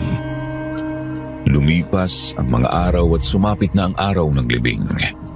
Magkasama na inilibing sa sementeryo ang mga kabaong ni Aling Cecilia at Mang Henry. Naroon ang buong baryo. Bawat isa ay may dalang lungkot at kaba sapagkat hindi nila maintindihan kung bakit sunod-sunod na kamatayan ang nangyayari. Habang nagdadasal ang pari, tila ba bumibigat ang simoy ng hangin at unti-unting dumidilim ang paligid. Ngunit sa kalagitnaan ng katahimikan, isang sigaw ang pumunit sa hangin. Si Aling Eva yun. Malakas ang tinig, nanginginig sa galit at takot. Natigilan ang lahat, sabay-sabay na napatingin sa direksyon ng tinuturo niya. At doon, Sir Jupiter, halos mawalan ako ng hininga nang makita ko. Mula sa gilid ng kabaong ni Mang Henry may tumutulong mapulang dugo. Dumidikit ito sa puting tela at unti-unting bumabasa sa lupa. Nagkagulo ang mga tao. May lumapit upang silipin. May umatras dala ng takot at ang iba naman ay nagbubulong-bulungan. Naghihinala kung sino o ano ang sanhi ng lahat ng ito, samantalang ako, nanlamig ang buong katawan ko.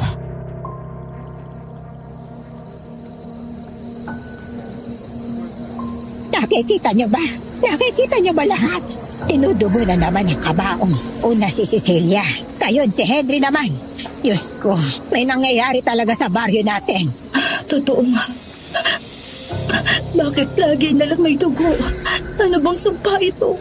Sino ba may gawa nito? Huwag kayong bulag. Huwag kayong manahimik. Hindi ito basta malas. May kasalanan ng isa sa atin. May tinatago. Kung hindi natin gagawa ng paraan, mauubos tayong lahat.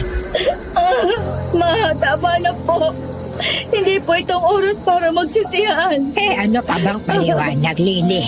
Sabihin mo sa akin, hindi pa't malinaw na may kasamaan na pumapasok sa baryo. Kanino nang galing ang sumpa na ito? Tita Eva, tama na po. Naiintindihan namin ang galit at lungkot ninyo. Pero hindi po ito ang paraan. Tapusin po muna natin ang paglilibing kay tatay. Paano ko titigil, Alex? Sunod-sunod na nawawala ang mga mahal namin. Wala nang kasiguraduhan ang buhay dito. At bawat kabaong may dugo. Dugo. Hindi ba't iyon ay tanda ng sumpa? Tita naman, tama na po. Baka naman nagkataon lang lahat ng ito. Hindi. Hindi ko matatanggap na aksidente lamang ito. May kasamaan sa baryong ito at kung hindi natin haharapin, baka pati tayo ay isa-isang mamatay. Tama na, Tita Eva. Ginugulo nyo lang ang libing eh. Pakiusap po, huwag ninyo nagdagdagan ng sakit na nararamdaman ng lahat ng tao dito. Kuya, huwag mo namang sigawan ng nanay ko. Alam kong hindi ito ang tamang oras pero may punto naman si Mama. Bakit nga ba lagi nilang may dugo? Diyos ko, sino ba ang may gawa nito? Sino? Huwag muna tayong magturo. Darating din ang sagot para dyan. At sa gitna ng kaguluhan, ang isang kabaong ay nahulog dahil sa pagwawala ni Aling Eva na sinabayan pa ng ibang mga kamag-anak. Mabigat itong natumba, kumalabog sa lupa at sabay na bumukas ang takip. Agad na gumapang ang katahimikan sa paligid. Lahat ng matay na patingin sa loob at doon, Sir Jupiter, bumulagta ang nakakapangilabot na tanawin. Dahil sa lakas ng impact, bumuka ang tahi sa tiyan ni Mang Henry at doon ay kitang-kita ang tiyan niyang walang lamang loob. Ang amoy ng formalin ay agad sumingaw, sumanib sa baho ng dugo at tinatak ang mismong hangin ng sementeryo. Unti-unti ang mga tao ay napaatras, nagtakip ng bibig at walang makapagsalita. Ngunit kasunod noon ay mabilis na umilingaw-ngaw ang mga buglungan. Sa isang iglap ang libing ay naging isang palengke ng usap-usapan. At doon mula sa hanay ng mga tao isang tinig ang lumabas. Matinis, nanginginig at puno ng galit. Ikaw, Zara, simula nang dumating ka sa baryo, nagsimula na ang lahat ng ito. Ikaw at ang anak mo, kayo ang malas. Hindi. Wala akong ginagawa. Hindi ko ito kagagawa. Tita, tama na. Hindi po si Sarah ang dapat niyong sisihin. Sino? Sino pa ba? Bakit tuwing may patay, laging may dugo? Ano ito? Lahat ba nawawala ng laman loob? Sabihin mo nga, anong ginawa mo sa mga bangkay? Ha? Sagot! Sinabi ng hindi ito ang oras para magturo ng may kasalanan. Nagluluksa tayo. Ano ba? Pero Kuya Alex, paano kung totoo? Paano kung may halimaw sa baryo natin? Hindi ako halimaw. Para akong binuhusan ng malamig na tubig, Sir Jupiter, nang marinig ko ang sigaw mula sa hanay ng mga tao, kasabay ng pagbalik ng lahat ng mata sa akin. Ramdam ko ang bigat ng mga titig na parabang unti-unting hinihigpitan ng aking leeg hanggang sa mawalan ako ng hininga. Nanginginig ang mga labi ko. Hindi ko alam kung paano magpapaliwanag. Ang dibdib ko'y kumakabog, mas malakas pa kaysa sa mga buglungan na noon ay parang gagundong sa paligid. May ilan na umuusad palapit, habang ang iba naman nagtataboy na parabang isa akong salot.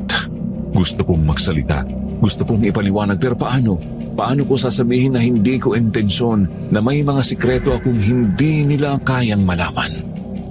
Sa halip na paatras ako, mahigpit na hinahawakan ang sarili kong mga braso na parabang yun lang ang makakapigil sa akin na tuluyang bumigay.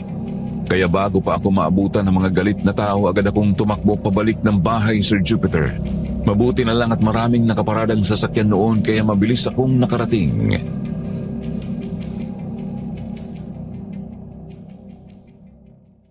Pagpasok ko pa lang ng bahay, hindi ko muna nilapitan si Mia. Tahimik siyang nakakulong sa kanyang kwarto. Agad akong dumiretso sa aming damitan at nag-impake.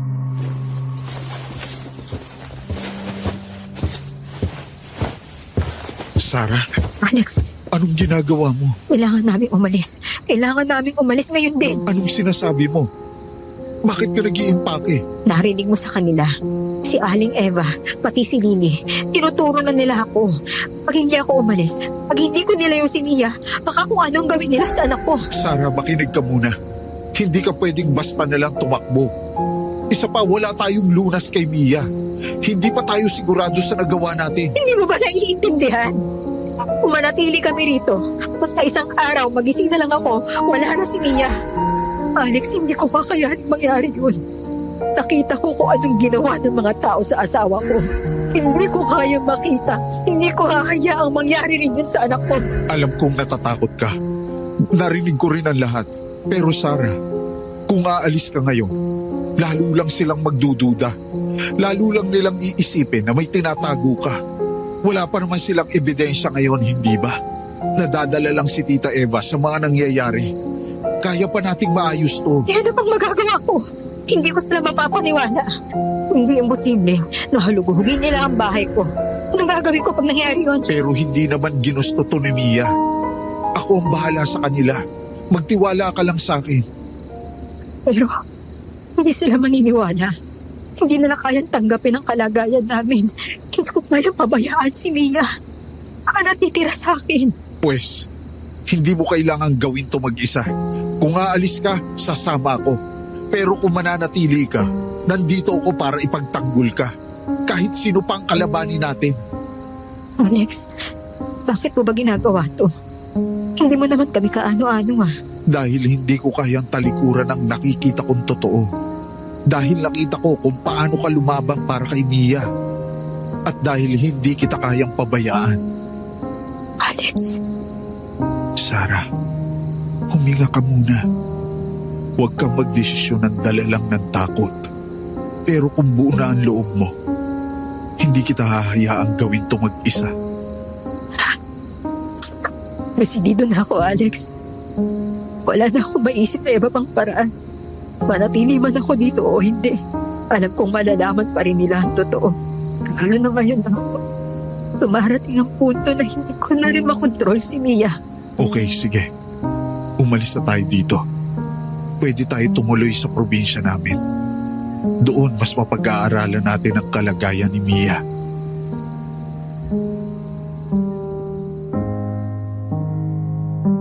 Hindi na ako nagaksaya ng oras, Sir Jupiter.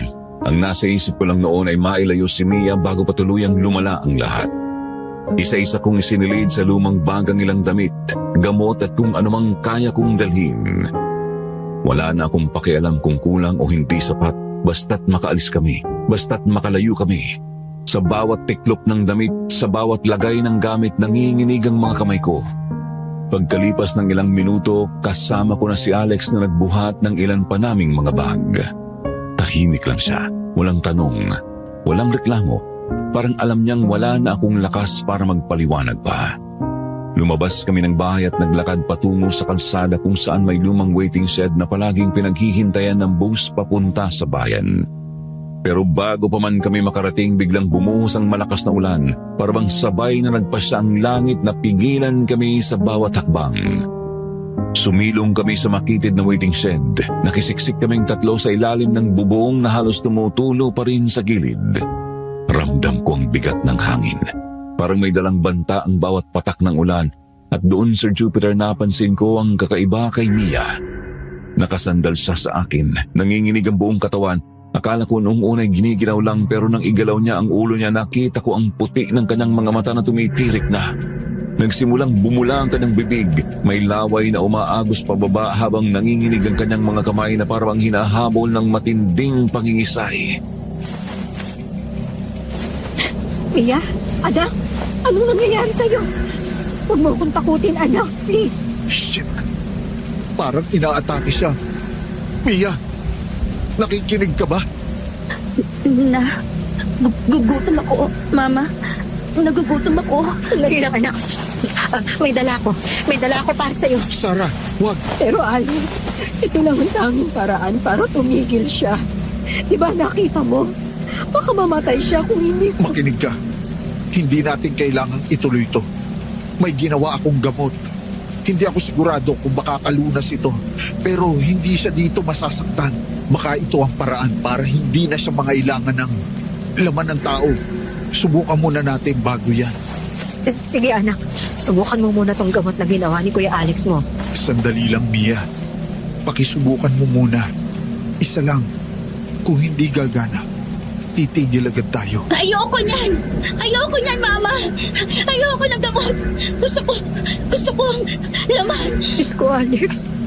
Huwag mo na muna ipilitan mo kung ano pang mangyari sa kanya. Sarah, makinig ka. Kung mahal mo si Mia, kailangan mong maniwala na may ibang paraan. Subukan natin tong gamot. Kung hindi gagana, saka na natin pag-isipan kung ano pa ang magagawa. Pero huwag ka munang susuko. Isa pa, hindi natin siya pwedeng pasakayin ng bus na ganito ang lagay niya. Sandali lang, Mia. Subukan mo muna to para sa'yo. Hindi! Hindi ko yan iinumin! Hindi! Anak, sandali lang! Subukan mo muna. Ayoko! Ito ang gusto ko! Laman! Hindi makakatulong sa'yo ang laman, Mia. Lalo lamang lalala ang kagustuhan mong matikman yan. Subukan mo muna to. Sinabi ng ayoko! Mia, anak! Bumalik ka rito! Anak! Diyos ko! Alex! Dito ka lang. Susundan ko siya. Hindi, Alex. Kung may makapipigil sa anak ko, ako yun. Baka masaktan ka lang niya. Sige. Mia! Mia, anak. Tama na. Kailangan na nating makaalis dito. Huwag niyo na akong sundan! Mama! Hindi ko na kaya pigilan ang sarili ko. Lumayo kayo sa akin! Makinig ka sa akin, Mia. Gagawa tayo ng paraan. Gumagawa kami ng mama mo ng gamot para sa'yo. Magtiwala ka lang. Magtiwala ka sa amin. Pakiusap. I'm sorry po. Pero hindi ko na kayang pigilan. Nasasaktan na rin ako, Ma. Huwag mo na akong pigilan, please. Kailangan ko po ito. Anak, hindi mo naiintindihan. Hindi kita pinipigilan dahil ayoko sa'yo. Hindi pigilan kita dahil mahal kita. Pero wala na kayong magagawa pa sa akin. Ito na ako. Ipinanganak ako para maging halimaw. Ito ako, Ma. Anak naman, hindi ka halimaw. Hindi mo kasalanan to. Please, bumalik ka na sa atin. Sama-sama tayong haharapin ito, ha? Kaya natin to, Mia, di ba? Hindi, Ma. Okay na po ako sa kung anong kinakainat na ng buhay ko. Masaya na po akong alam kong may taong makakasama mo sa oras na mawala ako. Hayaan niyo na po ako ngayon. Mia, huwag kang gumawa ng bagay na masasaktan ng mama mo. Mahal ka niya at gagawin niya ang lahat para sa'yo. Hanggat hindi ka niya sinusukuan, huwag ka ring sumuko, iha. Pero Kuya Alex, matagal ko na po hindi kaya. Matagal na po akong nahihirapan. Gusto ko na po mamatay. Huwag po kayo mag-alala. Hindi ko na ba nahayaang maging halimaw ng tuluyan. Gusto ko lang na wala ka, Mama, para magawa ko na ito. Anak, tigilan mo na yung binabalak mo. Kung ano man ang kailangan mo, tutulungan ka namin. Hindi ka namin iiwan. Ma, hindi mo naiintindihan. Masakit na. Hindi ko na kaya. Kung ako man ang magiging dahilan ng pagtalanta ng iba, mas mabuti nang wala na ako. Mia, hindi mo naman ginusto ang nangyayari sa'yo. Kaya nga gagawa tayo ng paraan, iha. Biyaya ka sa akin ng Diyos, anak. Huwag mo sabihin yan. Pero Ma, akala niyo po ba hindi ko alam ang nangyayari sa bahay natin? Kapag hindi po ako nawala, kayo po ang sasaktan nila, Ma. Kapag nangyari yun, hindi ko napipigilan ang sarili ko at papatayin ko sila isa-isa. Kaya aalis tayo, anak. Patakas na tayo rito. Sawa na ako sa pagtakbo. Sawa na ako. Kaya huwag niyo na akong pigilan. Hayaan na ninyong matapos ang kailangan kong gawin. Wala akong pag-asa pa, Ma. Kaya ako na ang nagdesisyon para sa sarili ko. Mia, huwag mong gawin to!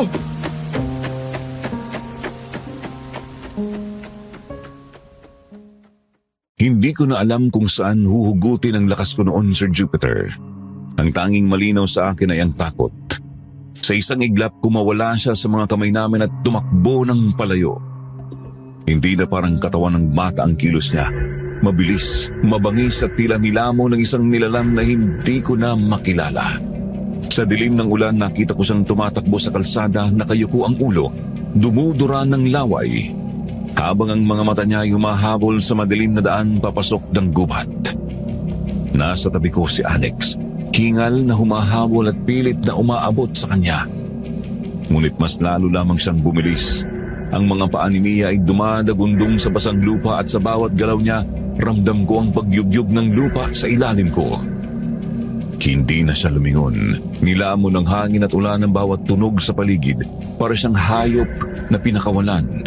Humihingal, kumakagat sa hangin, at bawat galaw niya ay puno ng isang gutom na hindi ko maipaliwanag.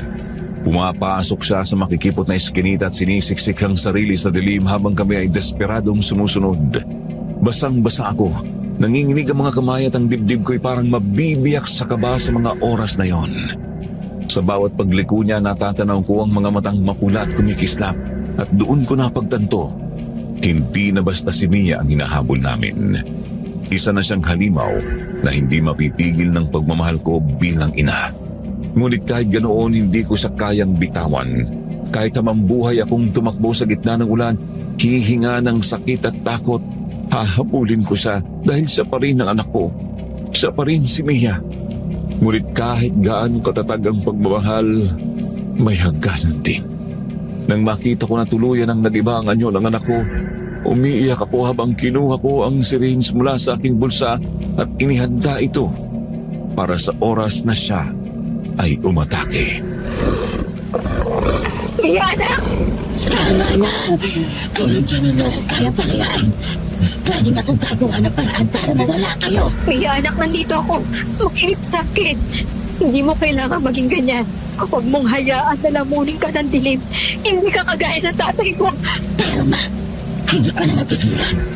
Pakiramdam ko sasabog ako kapag hindi ako. Gusto ko lang laban. Sarah, eto, gamitin mo na ang gamot. Hindi na siya titigil kung hindi. Baka may masaktan pang iba. Hindi ko kaya, Alex. Siya lang ang anak ko. Siya na lang ang natitira sa akin. Kapag hindi gumana ang gamot sa kanya, tuluyan na siya magiging halimaw. Diyos ko. Kawawa naman ang anak ko. Anong gagawin mo, Sarah? Panahon na siguro para palayain ko na nga anak ko. Mama, tulungan mo ako. Ang sakit. Hindi ko na kaya. Sko, tawarin mo po ako sa gagawin ko. Sandali, Sarah. Handa ka na ba talaga? Kapag ginawa mo to, wala nang balikan. Alex, mas mabuti nang mawala siya sa piling ko ng piyapa. Kaysa mabuhay siyang uhaw na uhaw sa dugo.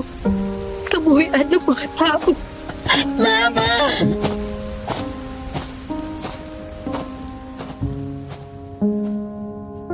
Dahan-dahang lumapit ako kay Mia, Sir Jupiter.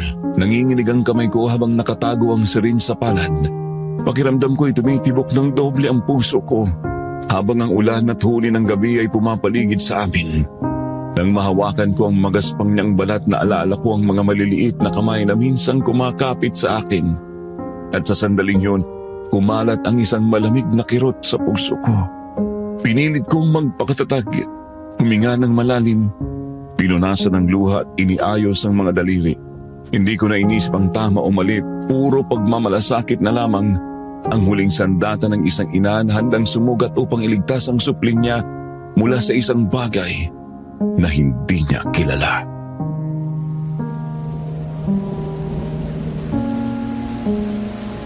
Andito si Mama, anak. Patawarin mo ko. Patawarin mo ko kung ito ang kaya kong gawin. Ma? Mahal na mahal kita, anak. Lagi mo tatandaan yan. Hanggang dulo. Huwag buhay ko. Sarah! Matulog ka na, anak. Wala ka nang mararanasang sakit o gutom. Ma, Mahal din kita. Salamat po. Oo, mahal. Mahal kita. Ma, bakit ang sakit? Para bang unti-unti akong nilalamon sa loob. Anak, hindi ka lang si Mama. Ha? Hawakan mo lang ako. Huwag kang bitaw. Ma, natatakot po ako. Baka hindi ako tanggapin ng Diyos. Paano kung hindi ako makaakyat ng langit? Huwag mo isipin yan, anak. Ikaw pa rin si Mia. Kahit anong mangyari, ikaw ang anak ko. Ang buhay ko. Ang lahat ng meron ako.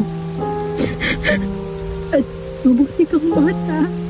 Mapagmahal at masunurin. Hindi ka masama, anak. Ma, naaalala niyo ba nung bata ako? Lagi niyong kinukwentuhan ako bago matulog. Lagi yung sinasabi na kahit mawalan tayo ng ilaw, basta't magkasama tayo, hindi ako dapat malungkot. Oo naman, anak. Totoo. Totoo pa rin yun hanggang ngayon. Kahit gaano kadilim, basta't kasama kita, hindi ako natatakot. Pero, Ma, paano kung ako ang maging dilim na tinatakutan ng lahat? Hindi, anak. Hindi magiging dilim para sa akin. Kahit anong mangyari, ikaw ang liwanag ko. Ikaw ang dahilan kung bakit ako lumalaban. Ma, ayoko saktan ka. Ayoko maging dahilan ng lungkot mo. Kaya, salamat po. Huwag mo isipin. Kung ano man ang mangyari, tandaan mo, wala kang kasalanan. Hindi ikaw ang mali, anak. Mundo ang nagkulang sa atin. Ma, huwag mo akong kalimutan, ha? Paano kita makakalimutan, anak? Bawat araw ng buhay ko, ikaw ang kasama ko. Kahit wala ka man, dito sa puso't kaluluwa ko, ikaw pa rin ang laman. Ikaw pa rin ang nag-iisa ko, Nina. Mangako ka rin po na ipagpapatuloy mo pa rin ang buhay mo, Ma. Huwag mo hayaang masira ka dahil sa akin. Ano ko gagawin yun, Mia? Ikaw lang ang dahilan ko para mabuhay. Dahil mahal kita, Ma. Gusto kong mabuhay ka. Gusto kong kahit wala na ako, lumaban ka pa rin. Anak, hindi ko alam kung kakayanin. Pero kung ito ang gusto mo, mangangako ako. Pero tandaan mo, kahit wala ka na, mahal pa rin kita. Mahal na mahal din po kita, Mama.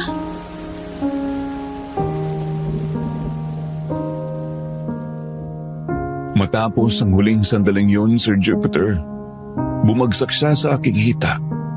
Bugbog ang katawan, ngunit mas bugbog ang puso ko.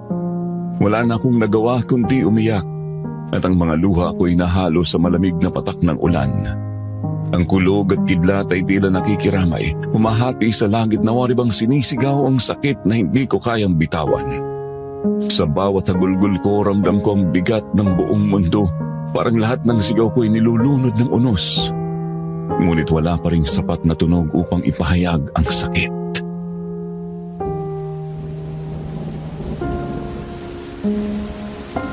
Sarah, Bakit ganito? Bakit siya pa? Siya na lang ang meron ako. Diyos ko, bakit mo napakasama mo sa akin? Wala ka nang ibang ginawa kundi pahirapan ako. Anak! Anak! Anak ko! Hindi ko alam kung paano ako mabubuhay na wala ka. tama, Sarah. Tama. Isipin mo na payapa na si Mia. Hindi mo siya pinatay at hindi tuluyang naging masama.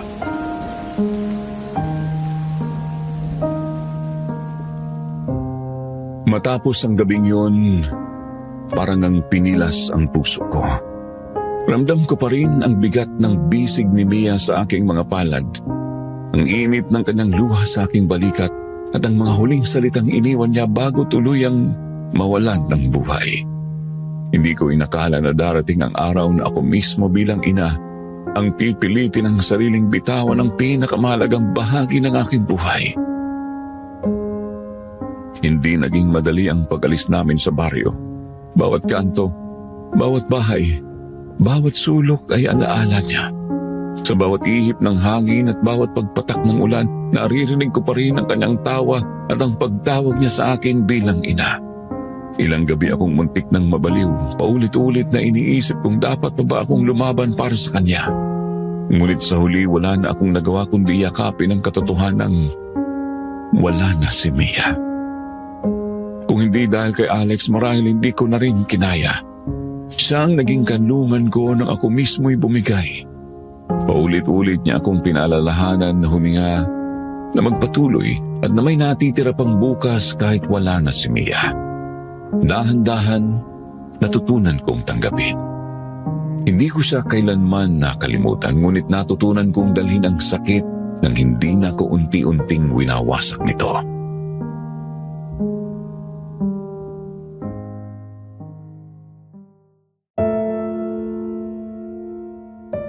Lumipas ang 10 taon.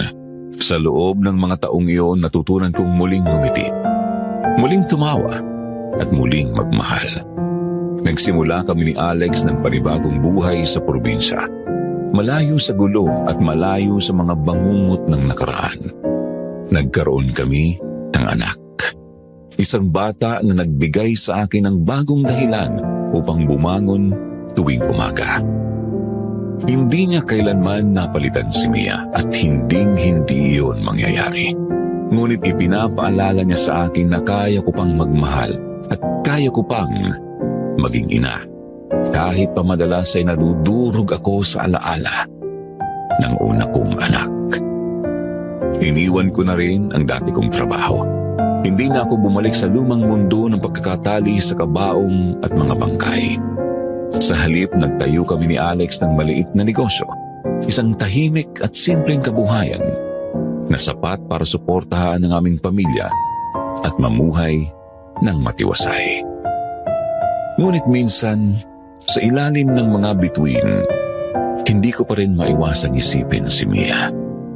Inilalarawan ko sa aking isipan kung paano sana ang kanyang anyo kung naririto pa siya. Kung paano sana siya magiging ate sa kapatid niya. Sa puso ko nananatili siyang buhay. Isang sugat na hindi na naghihilom. Ngunit natutunan ko nang yakapin. Hindi ko alam kung kailan titigil ang pananabik ko sa kanya. Marahil kailanman, hindi na. Ngunit ngayong kasama ko si Alex at ang bago naming pamilya, alam kong natutupad ko ang pangako ko kay Mia. Ang ipagpatuloy ang buhay kahit wala na siya.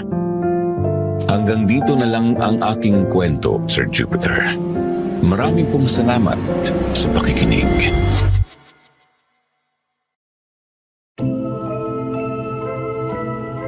Para po sa mga tagapakinig, may pag-asa po kaya na ang isang batang katulad ng anak kong si Mia ay tanggapin sa langit? Ito po kasi ang tanong na hanggang ngayon hindi ko kayang bitawan. Nais ko ring marinig ang inyong saloobin dahil marahil ito ang isa sa mga dahilan kung bakit hindi ako matahimik. Ang takot na baka hindi ko talaga napahinto ang kanyang paghihirap at sa halip ay lalo ko lamang siyang nasaktan. I-share nyo lang po ang inyong mga sagot sa comment section. Babasahin ko po yan isa-isa. Maraming salamat pong muli sa pakikinig.